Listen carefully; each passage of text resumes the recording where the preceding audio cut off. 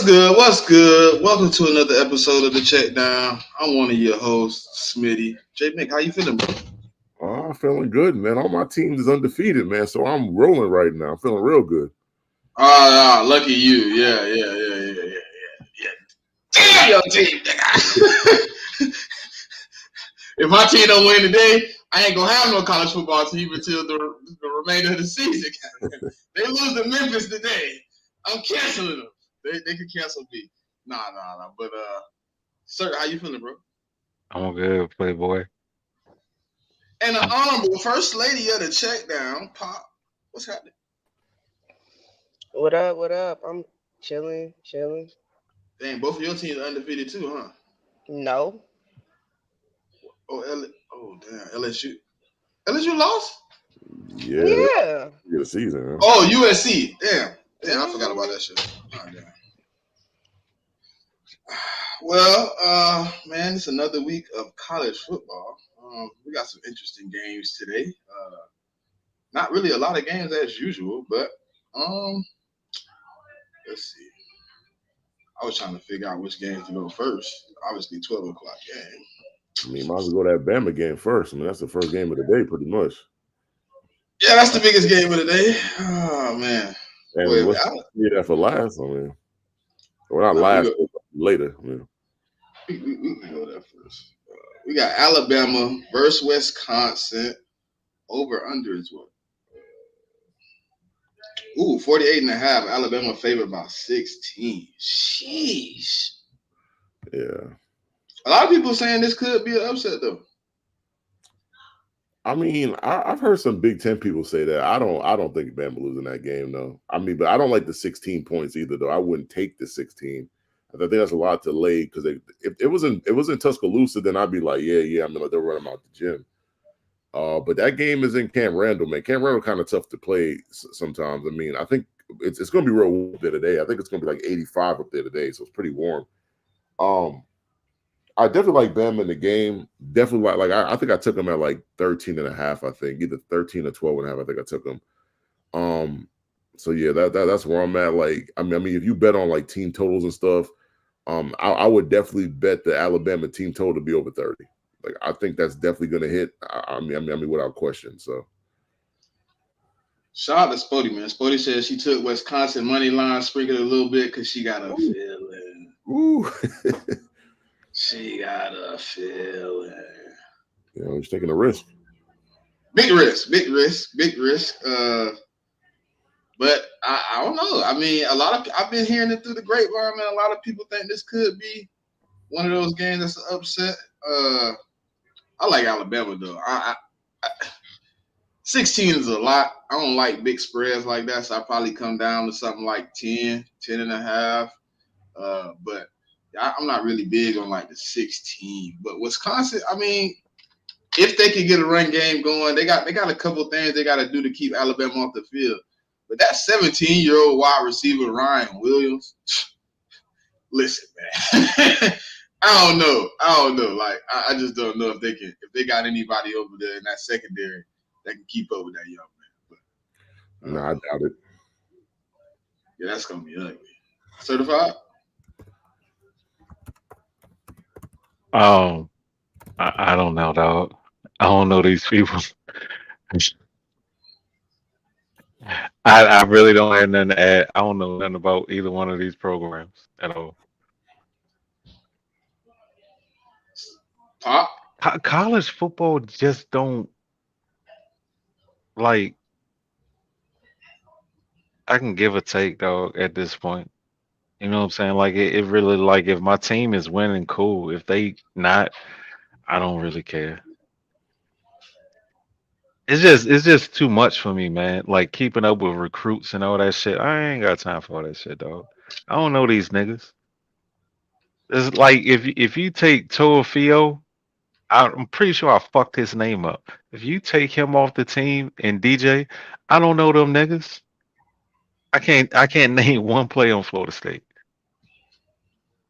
Oh man, yeah. Yeah, I don't keep over. It's too much going on. It's just too much. I mean, I'll watch the game if ain't nothing on, but you know what I'm saying? Like Like, okay, like for instance, when we log out, the game will be on, but I ain't paying attention. I'm in spaces and shit talking or whatever. It's interesting. It's interesting dynamic with college, man. You either all the way love it or you. It's like how you said. It's just a lot going on. A lot of to digest because there's so many teams too. It's like Yeah. 131 teams. Like if you really tapped in, then Nigga, it's a it's lot like of shit to five do. uh NFL leagues in college, dog. There's so many fucking teams, man. And this fucking portal just is it's like on steroids and crack at the same time. It's a lot. And I'm cool. Y'all got it. I feel it. I think this could be a good game. I like, you know, listen. I kind of want to go with Wisconsin with this. I don't know. I just like them in this game with them being at home. But I think I wouldn't take I wouldn't do anything with the over or under. I would just like do straight up money lines or uh player props for this game. But I think this could be a really good game. Are they undefeated? Are they unranked? Yeah, Wisconsin's Wisconsin, unranked. Yeah, Yeah. yeah, Wisconsin's Ah. on rank. So where this chitter chatter coming from? Because I've heard a few people say, "Watch out for Wisconsin." Like, why because everybody okay, all of a sudden? so this the key, right? Wisconsin usually has a good trench game, right, on both sides of the ball, and they usually have a pretty decent running game. So they're used to having a lot of time of possession, which is usually Alabama's kryptonite because once you get them into playing their football game, you start running, busting off big gains on them, become susceptible to things that they do to other teams, right?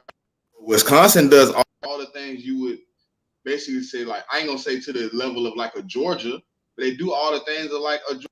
Trenches, secondary, have good running backs that can keep, Alabama off the field. Hey, Smitty, we getting double audio feedback.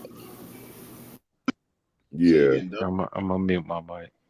Yeah. It sounds like it's like a double audio, but it's like delayed or something.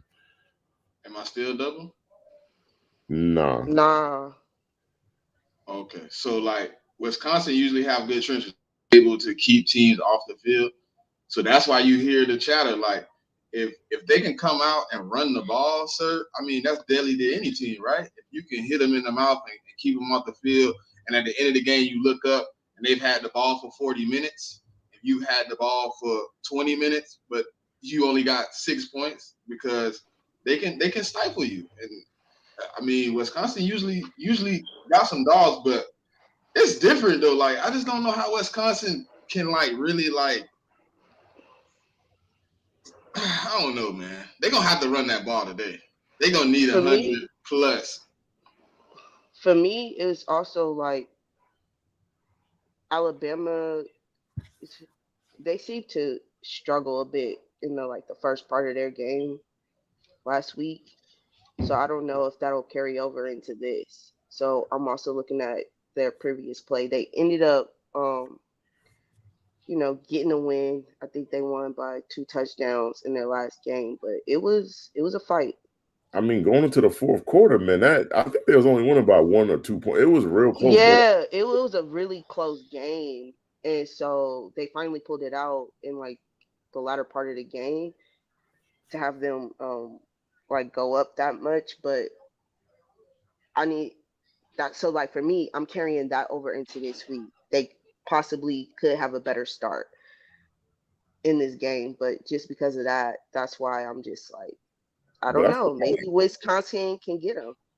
Yeah, but I also feel like the Wisconsin defense is better than the defense they played last week, though. I feel like because I mean, what they played, what was it? South Florida last week? I Yeah. believe so. Yeah, so they played. Yeah, so I just feel like Wisconsin got a better defense. So offensively, they might struggle a little bit more. But I'm like the Wisconsin offense. I mean, the thing about like if you've been watching Wisconsin for years, like Wisconsin used to really run the ball, like because I mean, like if you're an NFL guy, like like a lot of linemen come from Wisconsin, a lot of running backs, but they've changed the offense. Like they've gone to more. I think they've gone to more of like a spread look. So the offense is not the same. So I just think with the new offense, it's taking them some time to get on board with it. And that's kind of why I don't like them in this game. Like I mean, the line's at like I think it's like 16 or 17. I think they can cover that, but it's going to be close. Like I just think. I mean, I just think that Bama going to win by 10 to 13 points, man. I just think they have too much talent. Like the talent difference is too much for me. I think their best option to win, Mick, is keep the talent off the field, bro. I don't think if you give Alabama a lot of possessions, this game gonna go in your favor. They gotta keep Alabama on the sideline. So they best ability to even have a close game is that running game they relied on a lot, in previous years. I think they're just gonna have to get back to it. Beat them in the trenches. Yeah, true that. If you don't beat them in the trenches, Alabama gonna eat. Well, if you don't beat Yeah, them and limit your turnovers because you can't give Alabama too many extra possessions as well. So USF did it last week. If USF wasn't turning that ball over, man, they might be in that game in the fourth quarter. Yeah, that's true. All right, so Pop LSU 6.5 versus South Carolina over under 48.5. listen, I don't know, bro. We was in a struggle with Nichols like last week. We finally pulled it out in the second half of the game, but that was I don't know how to feel about that. So South Carolina been playing pretty well, and they're a pretty tough team, and we're playing them at home. So Nuss has to play better. That's really what it is. He has to play better. He has to get the ball to our playmakers. I know that they're playing Perk in a different position this game. So we'll see how that works out, but I don't know, bro. Hey, sir, you must not be looking at the comments. You can't be seeing the comments. Nah, what they saying? Jude on your head, right? I don't know why. He said certified old enough that he was helping Harriet Tubman on the Underground Railroad, and my brother Mick still looks older than him. That's crazy. The brother certified ready for bingo night at the old folks home. Hey, man. Tell him. I bet you his auntie love it, man. Send her my ad. Oh man, you disgusted. Nah, but this LSU game, for me, I want to see that passing game with the new quarterback kind of open up a little bit for LSU, man, against South Carolina. I think this could be the game where he kind of implants himself as a good quarterback in the SEC. I know it was a struggle last week, but sometimes you go in and you play to the level of the opponent. You make some because you go in there and you say, we're gonna punch on them. Then you just go in there lackadaisical. You go in there and make some bad mistakes. You go in there and let them make some good plays. Just because you underestimated the opponent. But I think they going in here with something to prove. And I think I can't say his name. But Nuss. I think he should have a good game with KJ Daniels and all the receivers, man. I think all them boys should be able to come alive and be able to eat. I don't think South Carolina really at 6.5. I don't know because South Carolina does play LSU a little hard sometimes. So I would, if it was me, I'd probably buy it down to like 3.5, just in case it get a little close, a little sticky. You got a little wiggle room, but I do like LSU in this game. I just took your quarterback over on the passing yard, so we gonna see how this play out. But no, I think it should be a good game though. I think it's gonna be interesting. I think y'all could get away with beating this team pretty bad, but we gonna see. So when I look at this game, so South Carolina just got off beating Kentucky last week. I mean, it was a pretty convincing win that they had. Because Kentucky just ain't really that good. But I mean, South Carolina coming on a high horse. I mean, they it's kind of like I said, like they had a big win. I mean, LSU to me, I mean, they're gonna win the game. Like I don't see how they don't. Now I don't know if they're gonna cover the 7. Now the 7 a little iffy for me sometimes. I think it's gonna be a closer game because South Carolina's a hard place to play. South Carolina has a really good D line. I mean, like if you're looking, I mean, like their D line's not gonna like they're not draft eligible, coming up. But I mean, like they're a bunch of freshmen and sophomore young guys. Um, so I mean, like if I mean, the thing is, I mean, LSU has 2 tackles that are going to go in the draft this upcoming year. So I mean, like they kind of got their work cut out for them. And I mean, like blocking those guys, but I mean, they should be able to block them long enough. For the kid to be able to throw the ball. And I would expect like the Tigers to win. If the Tigers can't win this game, I mean, Brian Kelly got a problem because I think it would make them 1-2. And that's just not a good look for them. So.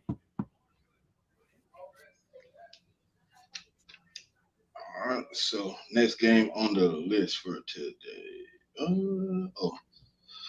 Number 24, Boston College. Number 6, Missouri. Missouri favored by 14.5. Over under is 52.5. Boston College will no longer be ranked after today. Yeah, you got that win against Florida State, good brother. You got your ranking, but that's only going to last for 1 week. You will be back non-existent again. My team did let you get some hype, but Missouri, they should beat them. They have a better team, better roster. They've been playing, to me, better football. Even though Georgia Tech did get a win against us or whatever, they get. Can't even remember who their first win was against though. Don't even matter. I like Missouri to win today. 14.5.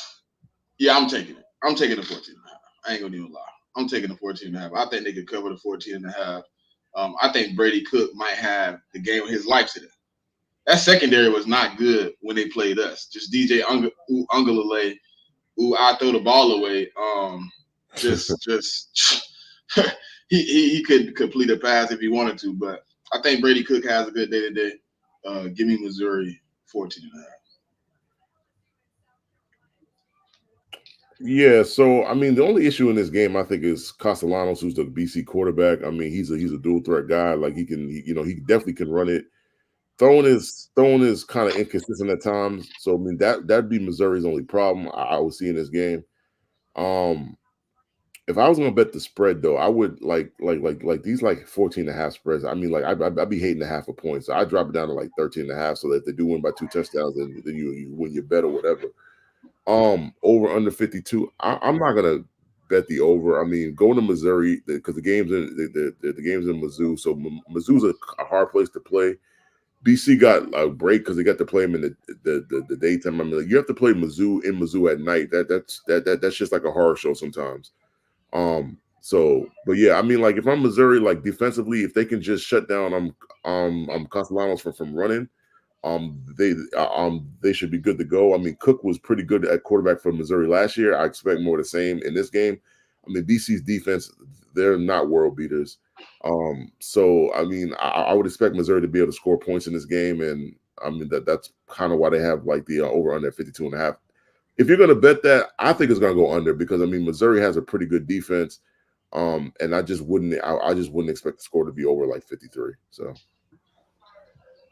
Yeah, I expect Missouri to kind of dominate in this game. Like Boston College did have a decent win against Florida State, but like that's not like to me that's not a playoff contending team. They just happen to get a team that's on the downturn with Florida State.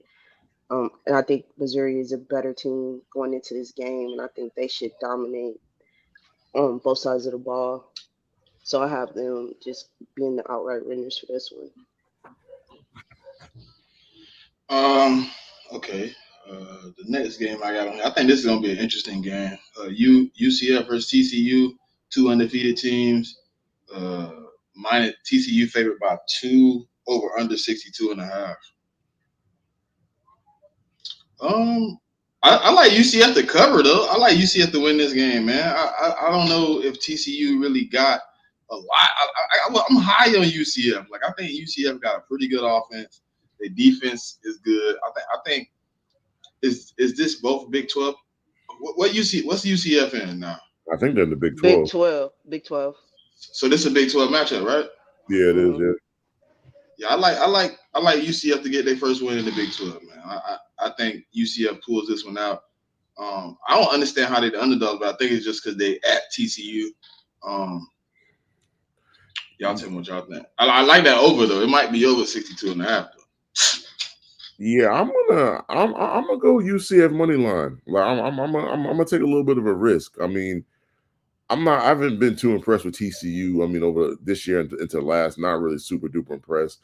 UCF people have a lot of high hopes for them. I mean, like I don't really got a lot of like analysis behind the game, but I mean, I just think UCF can I mean go in there and win, and I think that's what they're gonna do. And I mean the over under, yeah, like it. I mean, it's probably gonna go over, probably. Yeah, I like UCF. TCU, I don't know what's going on the offensive side of the ball for them. It seems to be up and down play, not consistent enough for me. So I think UCF will be able to pull it out. Also think it's going to be a high scoring game. Y'all see? I mean, other than I think what y'all want to touch on Colorado State. I mean, We yeah. we can because All right, so it's Colorado versus Colorado State. Colorado favored by 7.5, over under 58.5. I would just roll with I would roll with just the money line on Colorado. Like their team is not good enough, in my opinion, for me to just be betting on spreads with them. That's how I feel. Like in the trenches, they're not strong in the trenches. I mean, like they got a lot of skill position players, don't get me wrong, but right now, until I can see it, until they actually cover a spread, I'm not gonna bet them on the spread because I just don't think their defense is good enough to cover the spread. But I mean, definitely bet the over though. It is. I mean, there's going to be points scored in this game. I'm a little upset, right? Because I bet my money on the Florida game, and then I found out they was gonna bench DJ Lagway at the beginning of the week. I bet the money. I was like, Florida gonna win because I like DJ Lagway. He gonna come out and then I hear the report that they benched him. I was like, Nah, that's your fault. You should have waited until you found out who was the starting quarterback. I thought he played so good. I was like, there's no way they put that man back on the bench. Nah, you should have waited. Yeah, but I also heard that the Texas A&M quarterback is questionable for the game. They announced it like an hour ago, so he might not play. Yeah. Graham should be questionable every game. Yeah, so I mean, the Texas A&M quarterback don't play. I mean, and you might be all right though. I still don't trust Graham. I still don't trust Graham. I think Florida has a better shot in winning. I think Texas A&M defense is pretty solid, but I just don't trust their quarterback. So even with him there, I would still favor Florida going into this game. Yeah, I think they get one too. Yeah. Yeah. And then touching on the Colorado State game, listen, Colorado is just dysfunctional in the trenches. On both, I just don't like it. We saw what they did against Nebraska, and that was to me, Nebraska dominated them on both sides of the ball the entire game. I don't think Colorado State has the type of defense that Nebraska had. So I think this will be a closer game, but me personally, I'm staying away from any lines when it comes to this game because I just don't know what's going to happen. And I need Colorado to be the team they should beat, even though like Colorado State did send them into what was it, double, triple overtime last year? Yeah, I think it was double, yeah. So we'll see. I expect a good game though, because this is their in-state rival, so I expect a good game. Yeah, I think that's it. Do y'all see any other game y'all want to touch on the list there? No, I was looking through. That's kind of like all I came up with. No, I mean, you ain't got to talk about Georgia, Kentucky, because then we're about to kill them boys today, so that's not necessary. Yeah, I didn't think that was going to be a good game. and I think Ohio State is on a bye. I think USC's on a bye. So yeah, I think those are the bigger games for today. I think Notre Dame Purdue is only like close spread that's left on there, but. Yeah, but it's only close because Notre Dame lost to what was it, Northern Illinois? I'm so Yeah, they lost to Northern in Illinois. It was what 16-14. yeah. I mean that's the only reason why the spread's so low because they looked like crap last week. I mean, we Man, could probably Georgia should dog walk Kentucky though. well yeah, because South Carolina dog walked them last week. I mean, we should. So I mean, there's no real need to talk about that. If y'all don't dog walk them, then I don't know what the hell happened with this game. Yeah, but yeah. Oh man. I So mean, come on to the NFL though. all right, let's see. First game of the day I will mean, do you be. want to recap the Thursday game, or you just want to move past that? We could talk about. Obviously, it's a big issue to talk about in that game. First, foremost, they lost the Dolphins, 31-10, and Tua, man, with another concussion. Sensitive situation, sensitive subject, but yeah, we can get into it though. Yeah, I mean, it's my division. I'll get into it real quick.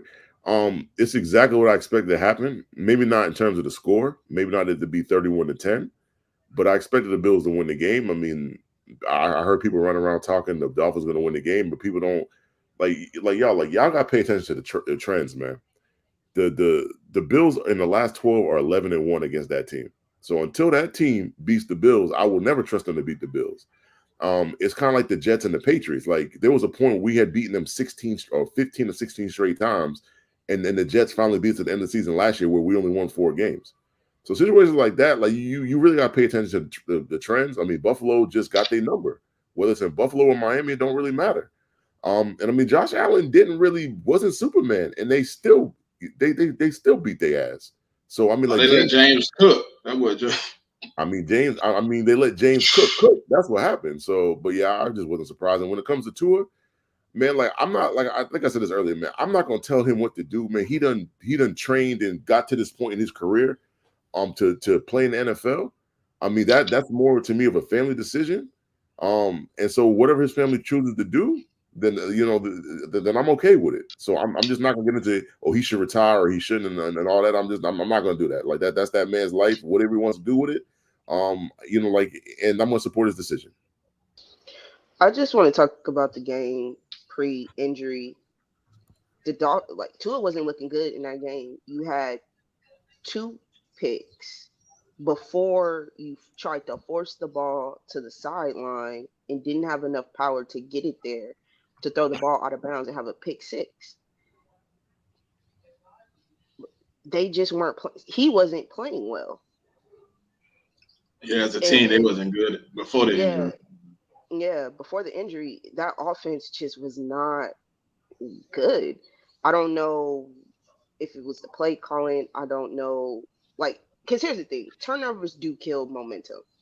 And to have 2 of them like that off the hands of players, or you could even say that Chosen ran the wrong route potentially. And even if he did, Tua probably still would have overthrew him. So you have 2 turnovers that kill drives where you're kind of moving the ball. And then that pick 6 just kind of shut the door on it. And then Buffalo able to get touchdowns off those turnovers. It just kind of sealed the game away already. So I don't know. I don't know what's going to happen with the Dolphins moving forward. I believe they are going to eventually start Skylar Thompson, I believe. That's their backup quarterback. Yep, that's right. Until Tua clears concussion protocol. I don't know what's going to happen with this team because I just didn't like what I saw from them. A-Chain did start cooking, but that's in garbage time when you're really not playing for anything. So I don't know what's going to happen with Dolphins moving forward, but the Bills dominated like they have. So I just feel like as far as the game, I'm gonna start with this, man. I think that Miami should go ahead and just do something else. Um, because to have a payroll or like a salary cap this high, and it's like who in here actually felt like Miami were legitimate contenders? I mean, Exactly. they're like playoff contenders, but that's it though. Yeah, but nobody's even projecting them to win a division. So who thinks that Miami is going to win three playoff games on the road to get to the Super Bowl? Who thinks that? Man, I don't think they're gonna win one. So Yeah. Yeah, So I think exactly, they'll man. make it, but they'll be one and done. I feel like I just don't like. I don't think Mike McDaniel's the head coach, man.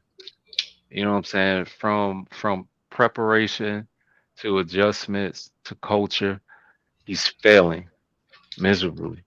You know, like who's the authoritarian over there in that locker room? You know what I'm saying? Like it's just it's so dysfunctional. I get it. You know what I'm saying? Y'all they out here doing a Hakuna Matata dances and shit, but you can't beat teams above 500. You know what I'm saying? It's too much motherfucking Stan Rothstein, uh, shiny shoot shit. You know what I'm saying? They dancing around and doing all these motherfucking antics and handshakes and coordinated fucking celebrations and shit. But you can't beat teams above 500. You know what I'm saying? Like I don't understand. Like the first two interceptions, why them two motherfuckers even in the progressions? Because we know that fucking Tua. Listen, dog. He rarely gets to his second progression. So why the fuck is chosen? And I don't know who the fuck the other motherfucker was. Even in the progression, man, I just don't like when they decided. All right, I understand that Mike McDaniel is not the head coach, but the GM is going to consort with him when they're talking that type of money on a quarterback. Yo, is this your guy? Whether he said yes or no, he signed off on it. Okay, there's nothing that you can tell me to make me to believe that the GM didn't talk to the head coach about Tua in this extension. So if you're behind this extension, if you're behind this quarterback, then come up with a game plan to help him out, dog. I just like he ain't it, dog. He ain't it. I'm sorry, Mike McDaniel ain't it. He is a wonderful football mind offensively, like play design, but as far as like play calling and coaching, he's fucking failing. Yeah, I really think like the ultimate like when you look at that game, bro, it's like it feels like so like as you know JV as possible. You know what I mean? It didn't seem like how it seemed before. Maybe because when you see something new, it seems a little different. But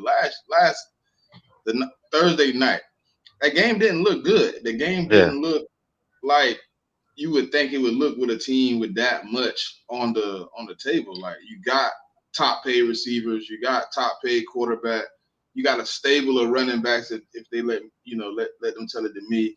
And then you come out there and I think if I'm not mistaken on back to back drives through two or throws interceptions. I'm not sure if it was yeah. back to back, but it might have been two out of three drives. I think it was something like that. Okay, Yeah, they were pretty close together though. Yeah. But I as mean, far as the game, I ain't even answered the question. I said that Miami should win this game. They got a better roster, but I don't think that that matters when it comes to good teams. You know what I'm saying? Like they can have the better roster and they'll still fucking lose. And that's what they did. Like they always fucking do. Lose. Like I'm tired of these niggas embarrassing me, man. I picked these motherfuckers 2 years in a row to win the division, and 2 years in a row they fucking embarrassed me. So I'm off these niggas, man. I picked the Jets, and then we did what we did to the Jets. You know what I'm saying? So I'm like, fuck, I'm stuck with fucking Buffalo again. You sorry fucking bastards. It's all just a little personal, man.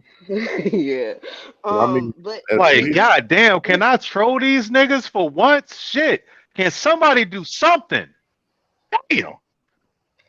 like even if you look at one of those, I think it could have been Cook's second touchdown. Their Buffalo is at the 2-3 yard line in the red zone, and if you look at the play, it looks like two of the DBs for Miami don't know which gap they're supposed to hit, and the wide receiver who's blocking doesn't even have to touch anyone for Cook to run in for the touchdown because they're confused. So I don't know what's going on in Miami, but They hanging out, mojitos and senoritas. They hanging out. They margaritas on the beach. And I mean, ain't no I pressure. and for the people that've been to Miami, they definitely had Tootsies on Friday and Saturday night. That's You what they hear are. me? You hear me? Tussies. King of Diamonds action. They hanging out. They hanging out, man. They ain't got nothing going on that you know what I mean? So that being said, I mean, they got to get it together. I mean, the Dolphins got too much money on the board in retrospect to be like, oh, you just going out there and losing games. Like, I don't see it. You gotta tighten up. Back. Like unless Tua comes back, bro, they're not with that team. Like they're not going to make the playoffs. You know, I mean, starting Skylar Thompson. Like Skylar's not. I seen Skylar play 2 years ago when Tua got hurt, and unless he got 1,000% better, he's trash. You seen him in that game? He ain't look no 1,000% better. Nah, he did. I mean, and what I'll do, I'll give him the benefit of the doubt because he probably wasn't prepared because it was a short week. He probably didn't think he was playing, so I'll give him the benefit of the doubt. But I don't think it gets much better because I think they got to play Seattle next week, and they're going to Seattle. And what I'm hearing is like their left tackle got hurt too, so he might not play in that game either. Yeah, Teron Armstead was in and out the game. Yeah, so I just don't know. All right, so the next And another game thing on let me say Go this. ahead. Keep going. Another thing I don't like about Miami is like they so fucking soft, man. They can't block, they can't tackle, they don't want contact. Like Tyreek is the only motherfucker out there that I see like he has the foresight to like cut somebody off or pick up this block. Like he's the only motherfucker out there that I see doing his job and more. Like Right. this nigga Waddle goes out every first quarter, dog. Like every first quarter he's questionable to return every fucking game, man. These niggas don't want to play ball, man.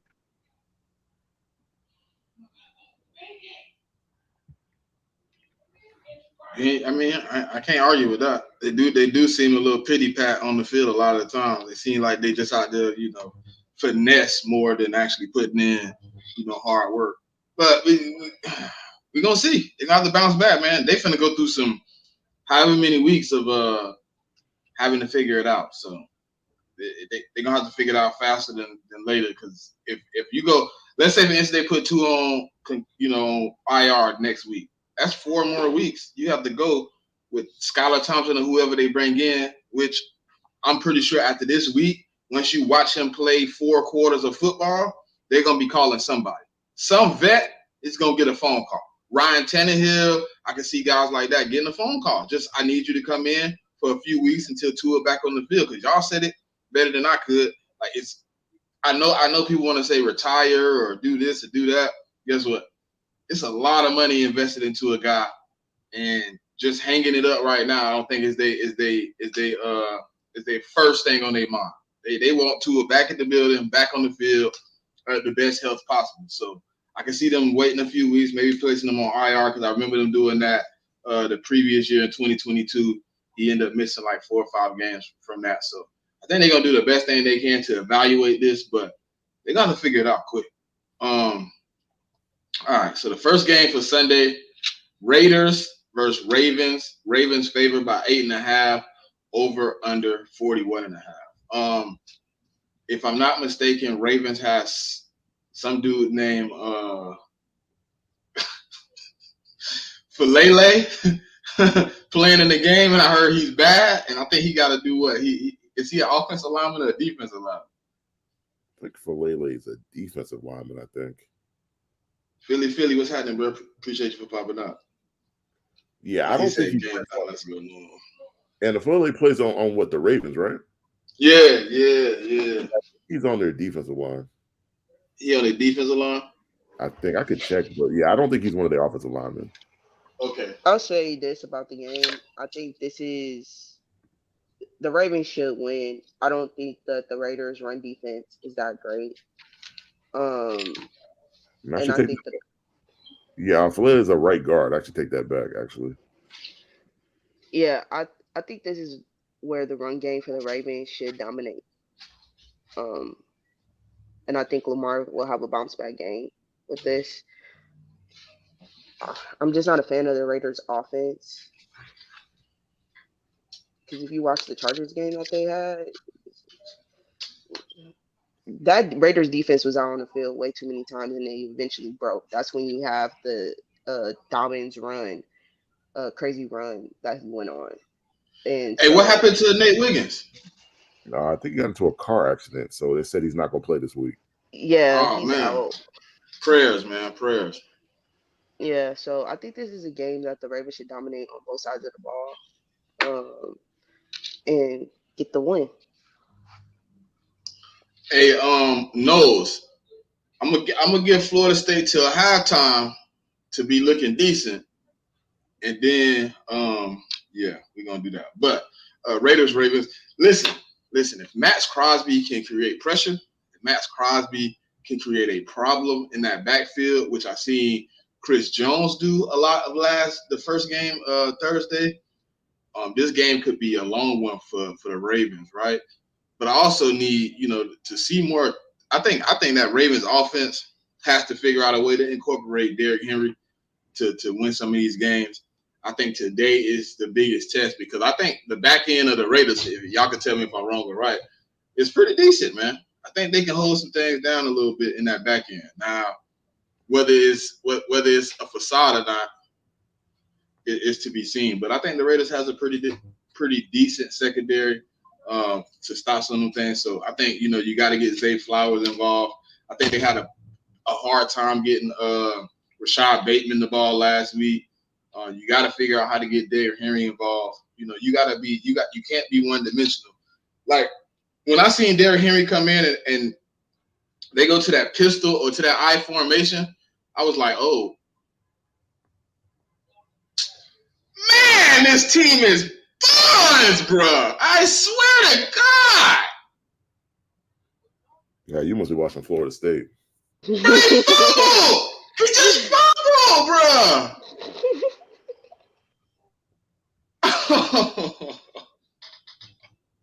Oh, and that must be behind you because Oh man. and numbers on first down right now. I didn't even see the second one. Oh man. This nigga Roy Dale. Oh my God. But Oh. I mean, I think the Raiders back end is Uh, okay. I don't think it's nothing special. Like I think the best part of their defense is they front because I mean, they got Wilkins at the D tackle and they got Matt Crosby at the edge. This game, if this game was in LA, I mean, I said LA, Las Vegas, I'd probably get the Raiders more chance. But like, I mean, you got to add in the whole flying cross country. It's a 1 o'clock game, so I mean, the time difference for them and all that. And I just think the Ravens got a bad taste in their mouth for 10 days, not winning. Um, and I just think the Ravens about to blow them out, bro. I don't like. I expect the Ravens defense to play better than they did last week. I expect them to get Mark Andrews more involved in the offense. I also expect Derrick Henry to get more carries. I'm not saying he's going to get 30, but I expect him to get somewhere 15 to 18 carries in this game. And I think Lamar is going to continue to play well. And like I said, I mean, like Isaiah likely played well game one. I think he's going to play well again, along with Mark Andrews and Zay Flowers. And I just don't see it being close. I'm gonna just be real with you. Like the -8.5, I don't normally like, I mean, NFL lines over a touchdown. So if I was betting on the game to be safe, I'd drop it down to -7 just to be safe. But yeah, like I think the Ravens gonna roll.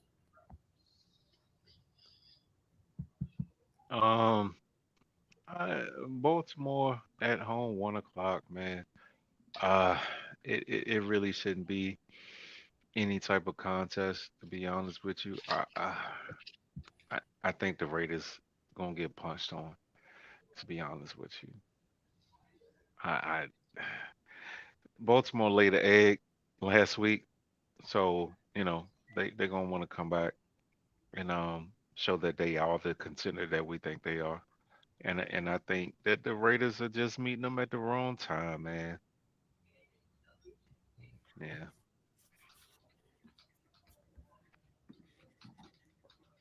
All right, next game on the list. Ooh, this is a tough one.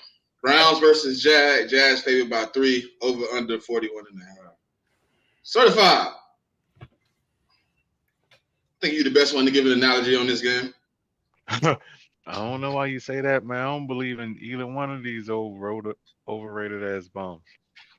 To be honest with you, uh, I don't know what either team does. Like, what do they do? I don't know. Um, uh, uh, they shouldn't have lost to Miami, and that generational defense at home got embarrassed by Dallas, man. But it's as far as I'm concerned, it's just more of the same. It is what it is. Certified. I mean, certified. You said the Browns. You think the Browns got a bad taste in their mouth? I think the Browns. I don't even know what I don't even know how to answer that, dog. I mean, that was a lackluster performance last week. I don't know what the fuck is going on in that locker room, but uh, I didn't see a team act like they even cared. So having a bad taste in their mouth, I don't even know if they taking this shit that serious.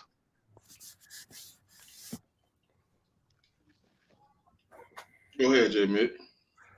Um, when I look at this, this is the hardest game for me of the week to call, and I think Vegas is telling you that because Jacksonville only getting 3 points and they at home. And that's normally what you get around. Like I'm not gonna get into the fractional number, but normally like you get around 3 points just for being home. So Vegas telling you it's an even game. Um, and for me, like I said it last week about the Browns, I picked the Cowboys to beat the Browns. And I wasn't surprised because Deshaun Watson just has not been good. And you know, like I know the Cowboys week one, they come out strong week one and they always play well. And that's why I picked them last week. And when I look at this game, I mean, the weather shouldn't be that much of an aspect. I mean, I get it. It's September. It's going to be humid in Jacksonville. So, I mean, maybe the Browns players ain't really quite used to that. And honestly speaking, the Jaguars should have beaten the Dolphins last week. If the Jaguars had, I mean, if ETN had not fumbled the ball, or I don't say fumble, but I mean, if Javon Holiday make a great defensive play, they would have won that game because I mean, it changed whole momentum of the game. So what I'm gonna do is I'm gonna go with the over under. I'm not gonna actually go with the spread. I'm gonna bet that this game goes under 41.5. I'm not gonna pick a winner because I just don't know who's gonna win the game. Yeah, I'm right there with you, J Mick. I don't know what either team is gonna give me. I don't believe Watson is gonna play better, but I don't know how the Jags are gonna play either. So this will be an interesting game to watch. If I think the Jaguars could pull it out, because I just think that with having uh ETN, Brian Thomas, Evan Ingram, I think that's a good solid core with the other wide receiver whose name's slipping my mind right now. I think that's a good solid offensive core, and I think the The Jags could pull Jags. this out. Mm-hmm. Gabe. No, the other one, the skinny one that used to be at Palmer. No, the skinny one that used to be at Arizona. Oh, Kirk. There you go. Yeah, I like him. Yeah, I think Kirk had a rough game last week. I think he dropped a couple passes. So I mean, he might be trying to rebound from that. Yeah, I like Christian Kirk to bounce back in this game, and I just think that I think the Jacks could pull this one out at home. I just don't know what the Browns offense is going to give me though. So I don't know what either offense gonna give me when it come down to it. Like I think the Jags should offensively perform well. They have all the pieces to be a good offense. And from what I mean, and when you look at it, I mean they just don't perform well sometimes. This week they going against a defense that they tell me is pretty good. What was the word they used? Certified? generational. Generation. So a generational defense should show up, but probably won't because Deshaun Watson is not what they told me he was either. So I'm gonna take the Jags in a narrow one. Give me the Jags money line. 'Cause I just don't Where trust the is this Browns. game? It's Send in it. Jacksonville. It's in Jacksonville. And Uh, this generational defense didn't play well away last year. at So all. At all. I listen. I got the breakdown on my phone. I got the whole graphic. I know they was very lackluster on the road. I think they gave up 300 plus passing yards on the road. They were like 2-6 on the road last year. So that generational defense gave up 165 yards per game on the road last year. Oh, listen, see when they tried to talk about my defense, yeah, we was consistently bad all over. You were bad on the road, and when your defense go on the road, you turn into the 32nd defense in the league. Yeah. Damn near. Shit.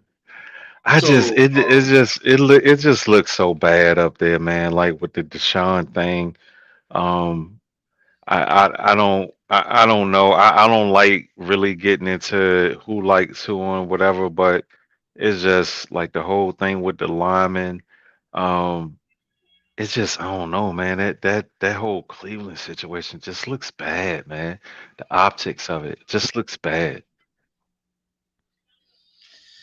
it does look bad. Okay. So the next game on the list, interesting game. Jets versus Titans. Jets favored by 3.5. Over under 41.5. Jamie, go ahead, man. Go ahead, man. Talk about Um, your. yeah, That's I mean, another tough one. yeah, I think the Jets gonna win this game though. I'll roll Jets money line. Because they got to go down to Tennessee. I think Tennessee's defense is much improved. Um, my issue with this game and the Jets is they essentially have one wide receiver and that's it. And they have Garrett Wilson. Garrett Wilson is good. Um, but my issue is that the Titans have L'Jarius Sneed. And so what I would expect the DC and for the Tennessee to do is to have Sneed follow him everywhere he goes. And that's going to create a problem because I mean Mike Williams only played a handful of snaps last week. The rookie kid that they drafted, his name is escaping me right now, but I mean like that kid that they drafted, he didn't really play. And I mean the Jets have a history of really not playing their rookies right away. I think one of the only rookies they played right away was Sauce Gardner. Um, so I mean the kid I'm talking about is Malachi Corley. So he didn't really play that much. I mean like Alan Lazard had a good game, I guess you could say last week, but a lot of that was in trash time. So I don't know how much you could really say, hey, he really had a good game. But then when I look at the Titans offense, like they're gonna need Will Levis not to do dumb shit on the field like he did last week in the second half. Like he gave that game away to the Bears because of the dumb decision that he made. And I mean, he's gonna be. I mean, the Bears defense is good, and I think the Jets defense is good as well. Um, so he's gonna have to play a much cleaner game for them to have a chance to beat the Jets.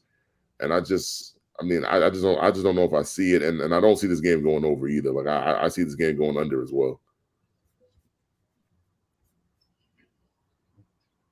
Um, yeah, I like the I Jets to bounce back against the Titans. I just think that um I don't know. I just like the offense better on the Jets. I'm not a fan of Levis. I don't like the production that he had last week. I do think that the Titans defense will be able to lock down Garrett Wilson, so the offensive players have to show up in this game. Also, think that the run game has to be better for the Jets going into this game as well to kind of alleviate the pressure that you have with the lackluster wide receiver weapons that the Jets do have. But I think they could potentially pull this game off. Mike um Norvell, you're gonna be fired, bro. You are going to be fired. oh You man, are I'm gonna going go to ahead. be fired. They're gonna lose. You're gonna lose your job. You are going to lose Oh your job. man, what happened? Let me 12 see. men on the field and you standing there looking at this. Come on, bro. How you? Come on, bro. You 3rd and 23. Yeah, I'm gonna turn this off. Yeah. Yeah, so as far as the Jets, man, I don't think what happened to them Monday is who they really are. I think they're gonna be better. I they're definitely. I'm not gonna say they're gonna go in there and they're gonna beat Tennessee. Cause they do definitely have the pieces up front to get Rodgers off his spot.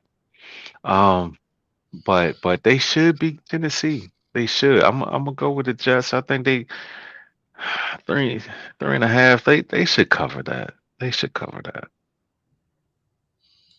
I think the Jets should cover the game. After looking at them, I mean, obviously against the 49ers is a little slated to be, overwhelming for a team with a quarterback coming back from his first game for like 2 years. You got a defense that don't have all the pieces there.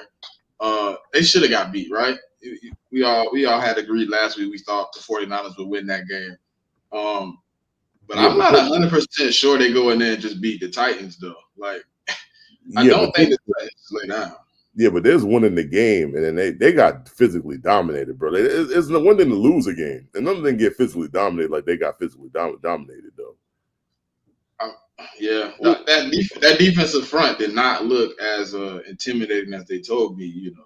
Well, I mean, the Jets. I guess a lot of people be forgetting this. The Jets weren't that great against the run last year either, though. Like I They guess weren't. They wasn't. They people, wasn't. people don't really remember that. I mean, like I guess they have moments in the season where people seen their defense be so dominant. Playing the Chiefs tough and playing certain, Yeah. playing the Eagles tough and stuff like that. But they had issues stopping the run last year, and they lost players off their defensive line rotation. Yeah. So yeah, They wasn't even top 10. I looked. I was shocked. I think they were like 15 yeah, I mean they were in middle of in, the in run defense. yeah, I mean like they were middle of the road. Like it wasn't, and it's Yeah. not going to be better with some of the depth that they lost. Like the Jets, that roster has a lot of depth concerns to me because it's like where they are right now, like they don't have any injured players. They're cool, but if they start getting injuries to the wide receiving core or the O line or the D line, Bro, they're gonna have some problems. I said that. I said that. And although I probably shouldn't have said I so last year I said that I was in a Six Champs lounge and I forgot his name. But goddamn, what's his name? The big guy. I forgot. Well, anyway, I was like, I just can't. I don't see how you motherfuckers compete, dog. Like, you got a JV offense, and they got upset. And I said the same thing to the Jets, dog. I was like, yeah, you got Brees Hall, but we don't know what your offensive line is. You know what I'm saying? And Garrett Wilson, like y'all hype him up, but he's like, as far as like wide receiver number ones, he's on the floor. Like he got okay, he got 1,000 yards, dog. Like we play 17 game seasons now. The fuck is 1,000 yards? He wide receiver number one with all them targets. I was like, y'all a little light on the weapon side. Oh, we got Rogers. Well, bro, what the fuck you think Rogers gonna do with 40? Huh? It's like he ain't gonna. Y'all don't have enough around him to make up for his lack of athletic ability anymore. You know what I'm saying? I mean because that's part of the legend of Rogers, and that's pretty much what happened. They had a JV offense, and then Quentin Williams was nullified. I thought he was going to have a huge impact in pass pro. Um, I thought he was going to be effective as well in run defense, but he was like a no call, no show. Yeah, tough. Yeah, it be like that sometimes. All right. So the next game on the slate, 49ers versus Vikings. 49ers favored by 4.5, over under 46.5. That spread is a little closer than I thought it would have been, to be honest. I don't think so. I thought it would have We been ain't, 6.5. That's just me personally. Yeah, but I think the we ain't 49ers, beat yeah, we haven't Minnesota. beat Minnesota since like '92 in Minnesota. That's playoff and regular season. Yeah, so Like I I think don't know what it is. It doesn't matter the coach or the quarterback or whatever. But on paper, man, we should smoke these niggas, man. And I was on the fence last year. We should kill these niggas, man. We should. And if we don't, I'll be disappointed. Like I don't just want to beat them. I want to like punch on these boys. Get off the field. Nah, so you want a little revenge, is what you're saying? Nigga, 1992? Yeah. Listen, I think the 49ers should win this game. I think they proved last week that without CMC, they still have a very competent run game with Mason. I like how Purdy was able to spread the ball to his weapons in that Jets game. And I think that could carry over into this. So I think offensively that the that the 49ers should be able to score points in that defense that they have, should be able to slow down the Vikings and pull this win out. Um, yeah, I kind of mirror certified. When someone told me that earlier in the week that the 49ers hadn't won in Minnesota since '92, I was like, that shit is fucking crazy. Like You thought it was a when I heard him just say it, I thought it was a troll. I'm like, what? yeah, I mean, someone said it earlier in the earlier space. I think I was in a space on Tuesday or something. Someone said it. I had to fact check it. Like, I was like, man, this can't be true. I looked it up, and then for damn sure it's true. But even to say that, man, I still like the 49ers, man. I mean, the 49ers looked pretty strong week one. And I think the Jets kind of left a lot of plays out there on offense, and I'm pretty sure the Niners are going to shore up those, like those plays that they kind of that were out there that the Jets couldn't capitalize on. And the thing is, I mean, with Sam Darnold, like, didn't Sam Darnold play for y'all last year? Or am I mistaken? Or was that? Yeah, he was our backup. Yeah. So I mean, Shanahan didn't seen him. He knows him. I mean, like the defensive coaches out there, like they didn't see him every day in practice. So I think they know him pretty well. And I just expect the Niners to roll, man. I mean, like that run game was really good last week, and I expect the passing game to be better. I mean, like they had some missed opportunities. I mean, and you had a couple of Brandon Ayuk drops. Yeah.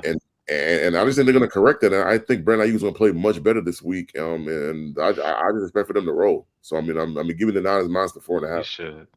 I don't feel like he had a lot of opportunities last week, to be honest. Like when you looked at it, it didn't look like he had a lot of opportunities. But before, let me take a step. Right now, Alabama losing 3-0 to Wisconsin. Oklahoma State up 7-0. Michigan up on Arkansas State 7-0. South Carolina up on LSU 7-0. But I think the Vikings should not be in this game. I told you I thought the spread was a little bit low, but when Certified 70 said, now I understand a little bit. Without CMC, maybe that affects it a little bit.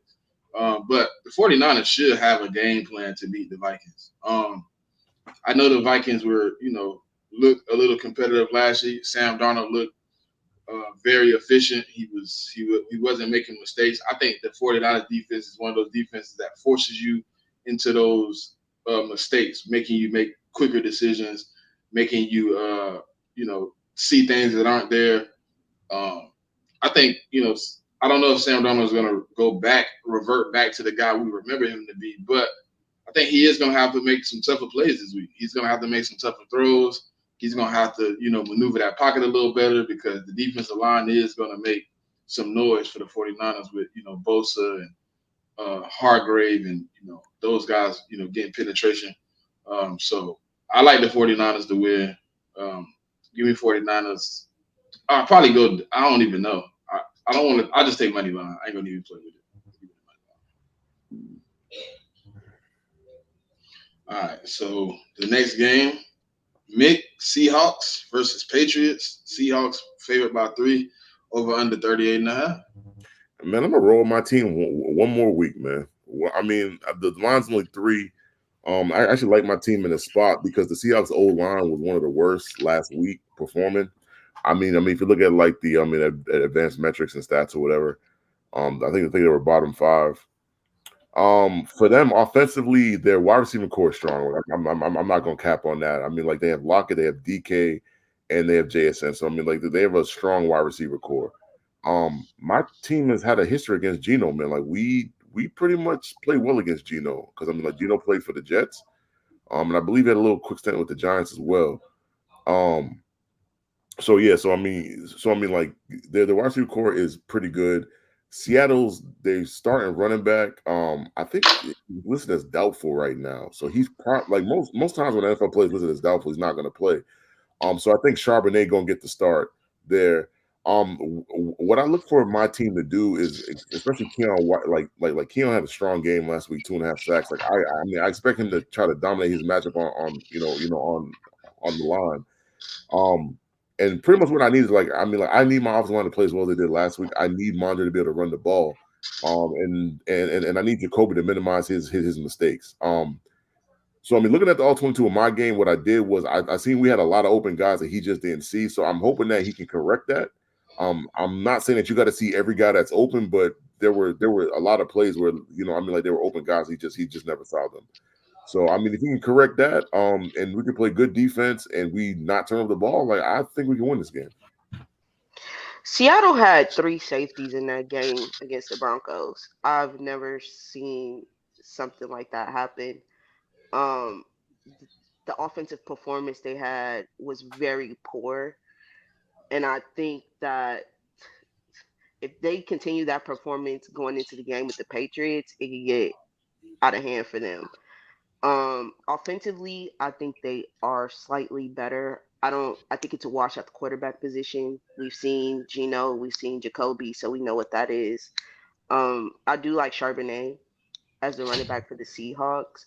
But I think the Patriots might be able to get another win here. I think Jacoby can manage the game well. I think the Patriots will be able to run the ball effectively. And if that defense steps up like they did last week against the Bengals, I think the Patriots can get the win. I'm just not a fan of this Seattle team right now. Um, for me, man, I just feel like the 3 points is. I'm gonna sound like a hypocrite, man, because I don't really bet against Seattle when they at home. It's really hard to win in Seattle, man. Um, They're not at and, home. and It's in Yeah, Foxborough. oh shit, yeah, some Foxborough. Yeah. oh, hmm, that changes everything. Yeah, they got to go to They Gillette. They got to go they to about Gillette. even for me. So the tiebreaker. So what I was originally, I'm gonna still say the same thing. They're about even as far as I'm concerned. But the tiebreaker to me is I feel like New England has a unit that has the capability and possibility of being special, and that's their defense. Um, I know people listening probably say, well, what about Seattle's offense? They got Geno Smith. So that nullifies DK and fucking JSN and Lockett. And I don't like that they've invested a lot of draft capital in both of those tackles, and only one of them has looked average at best. Um, the left tackle hasn't looked that well. On top of the fact that neither one of them have particularly been that healthy. And then the defense, man, their secondary might be the best in the league. Um, but the front seven, man, they need some pieces. So yeah, I'm gonna go with the Patriots on this one. I would take the money line actually. Yeah, I'm riding Patriots money line too. I wasn't impressed by Seattle last week. They didn't show me anything that makes me think a team that beat Cincinnati last week can't go in and get Seattle. I mean, And, they and come in. You got to go to Foxborough. You got to go Gillette. Them boys comfortable. you They got come in. Ghost at Gillette, like Mick said. That's another thing. Gino ain't one of those quarterbacks that shake shit off. You know what I'm saying? So that's going to play a role at some point in time. And the earlier they can get that shit in his head, the better. Yeah. Because he gonna make a mistake. Oh He yeah, gonna he make a will. mistake. He gonna make a mistake. Going back to Gillette, he gonna make a mistake. And we just have He to be able to is. capitalize on it. That's all. I mean, Yeah, that's it. yeah, yeah. Because Yeah, Gino going to put the ball in harm's way a couple times. I mean, yeah, like you just got to catch the ball. That's all. yeah. Like y'all should if y'all can dictate field position, I think y'all will have y'all way with Seattle. I mean, especially hopefully, if you are giving them, you know what I'm saying, 75, 80 yards to go every drive. I think it's gonna be a long day for them. I mean, shit. Hopefully, it is. Uh, All right. Pop you up. Saints versus Cowboys. Cowboys favored by six and yeah, a half. man. Over under 46 and a half. I'm gonna just say this right now. When I looked at the schedule, I had this game as a loss. My opinion still hasn't changed. I think we're gonna be without our left tackle, Fuaga. He's a game time decision. Lattimore's game time decision. Brzee is a game time decision. There's key pieces that we might be missing going into this game, and I don't know if Derek Carr is gonna replicate the game he had last week. I don't know because we're going against a better defensive unit, and I like Mike Zimmer as a DC, and I think this is the most I talented forgot about that roster film. he has. So I don't know. I still have the Cowboys pulling this game out. For me, what I'm looking for is progression with certain players. Like my line, will Penning show up again in this game? Will he hold up? Who's replacing Fuaga? Will they be able to hold up? How does Derek Carr look against this Cowboys defense? How does my defense look going against Dak and CD? Like, so those are things I'm looking for. If we happen to get the win, I'll be happy, but I just don't see us being able to overcome some of the losses we may have in this game. Yeah, like this is another game for me that was hard, man, because like the Saints played really well. And I think they came out the gates kind of like they needed to. I mean, like the Panthers are a team that they're better than, and they should have beaten. They did that. They probably had the most impressive win of the week. Um, I mean, in terms of the betting, like I don't know if I'd bet the Cowboys. Like I think the Cowboys are going to win this game. It's got a lot to do with it being in Dallas. It's their first home game there for the season. So they're going to be jumping in Dallas. I don't think they're covering the six though. I don't see that. Like I don't see no blowout. I think it's going to be a tougher game. And I kind of like how the Saints run on offense and defense last week. So I think they're going to give the Cowboys a lot of chance. And I think there's an upset possibility. But I think the Saints, like Pop said, like the players that are game time decisions, like they're going to need to play. And so if they can suit up and actually play and make it through the game, then I think the Saints have a good chance to upset the Cowboys.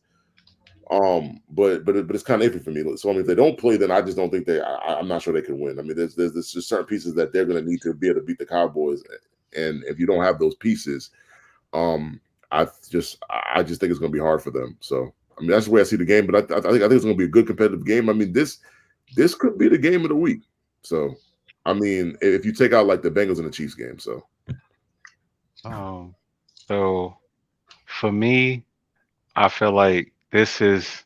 I got questions. I got a lot of questions because is Dallas who they really are, or is Dallas who they showed last week? Are they really them? And the same thing with the Saints.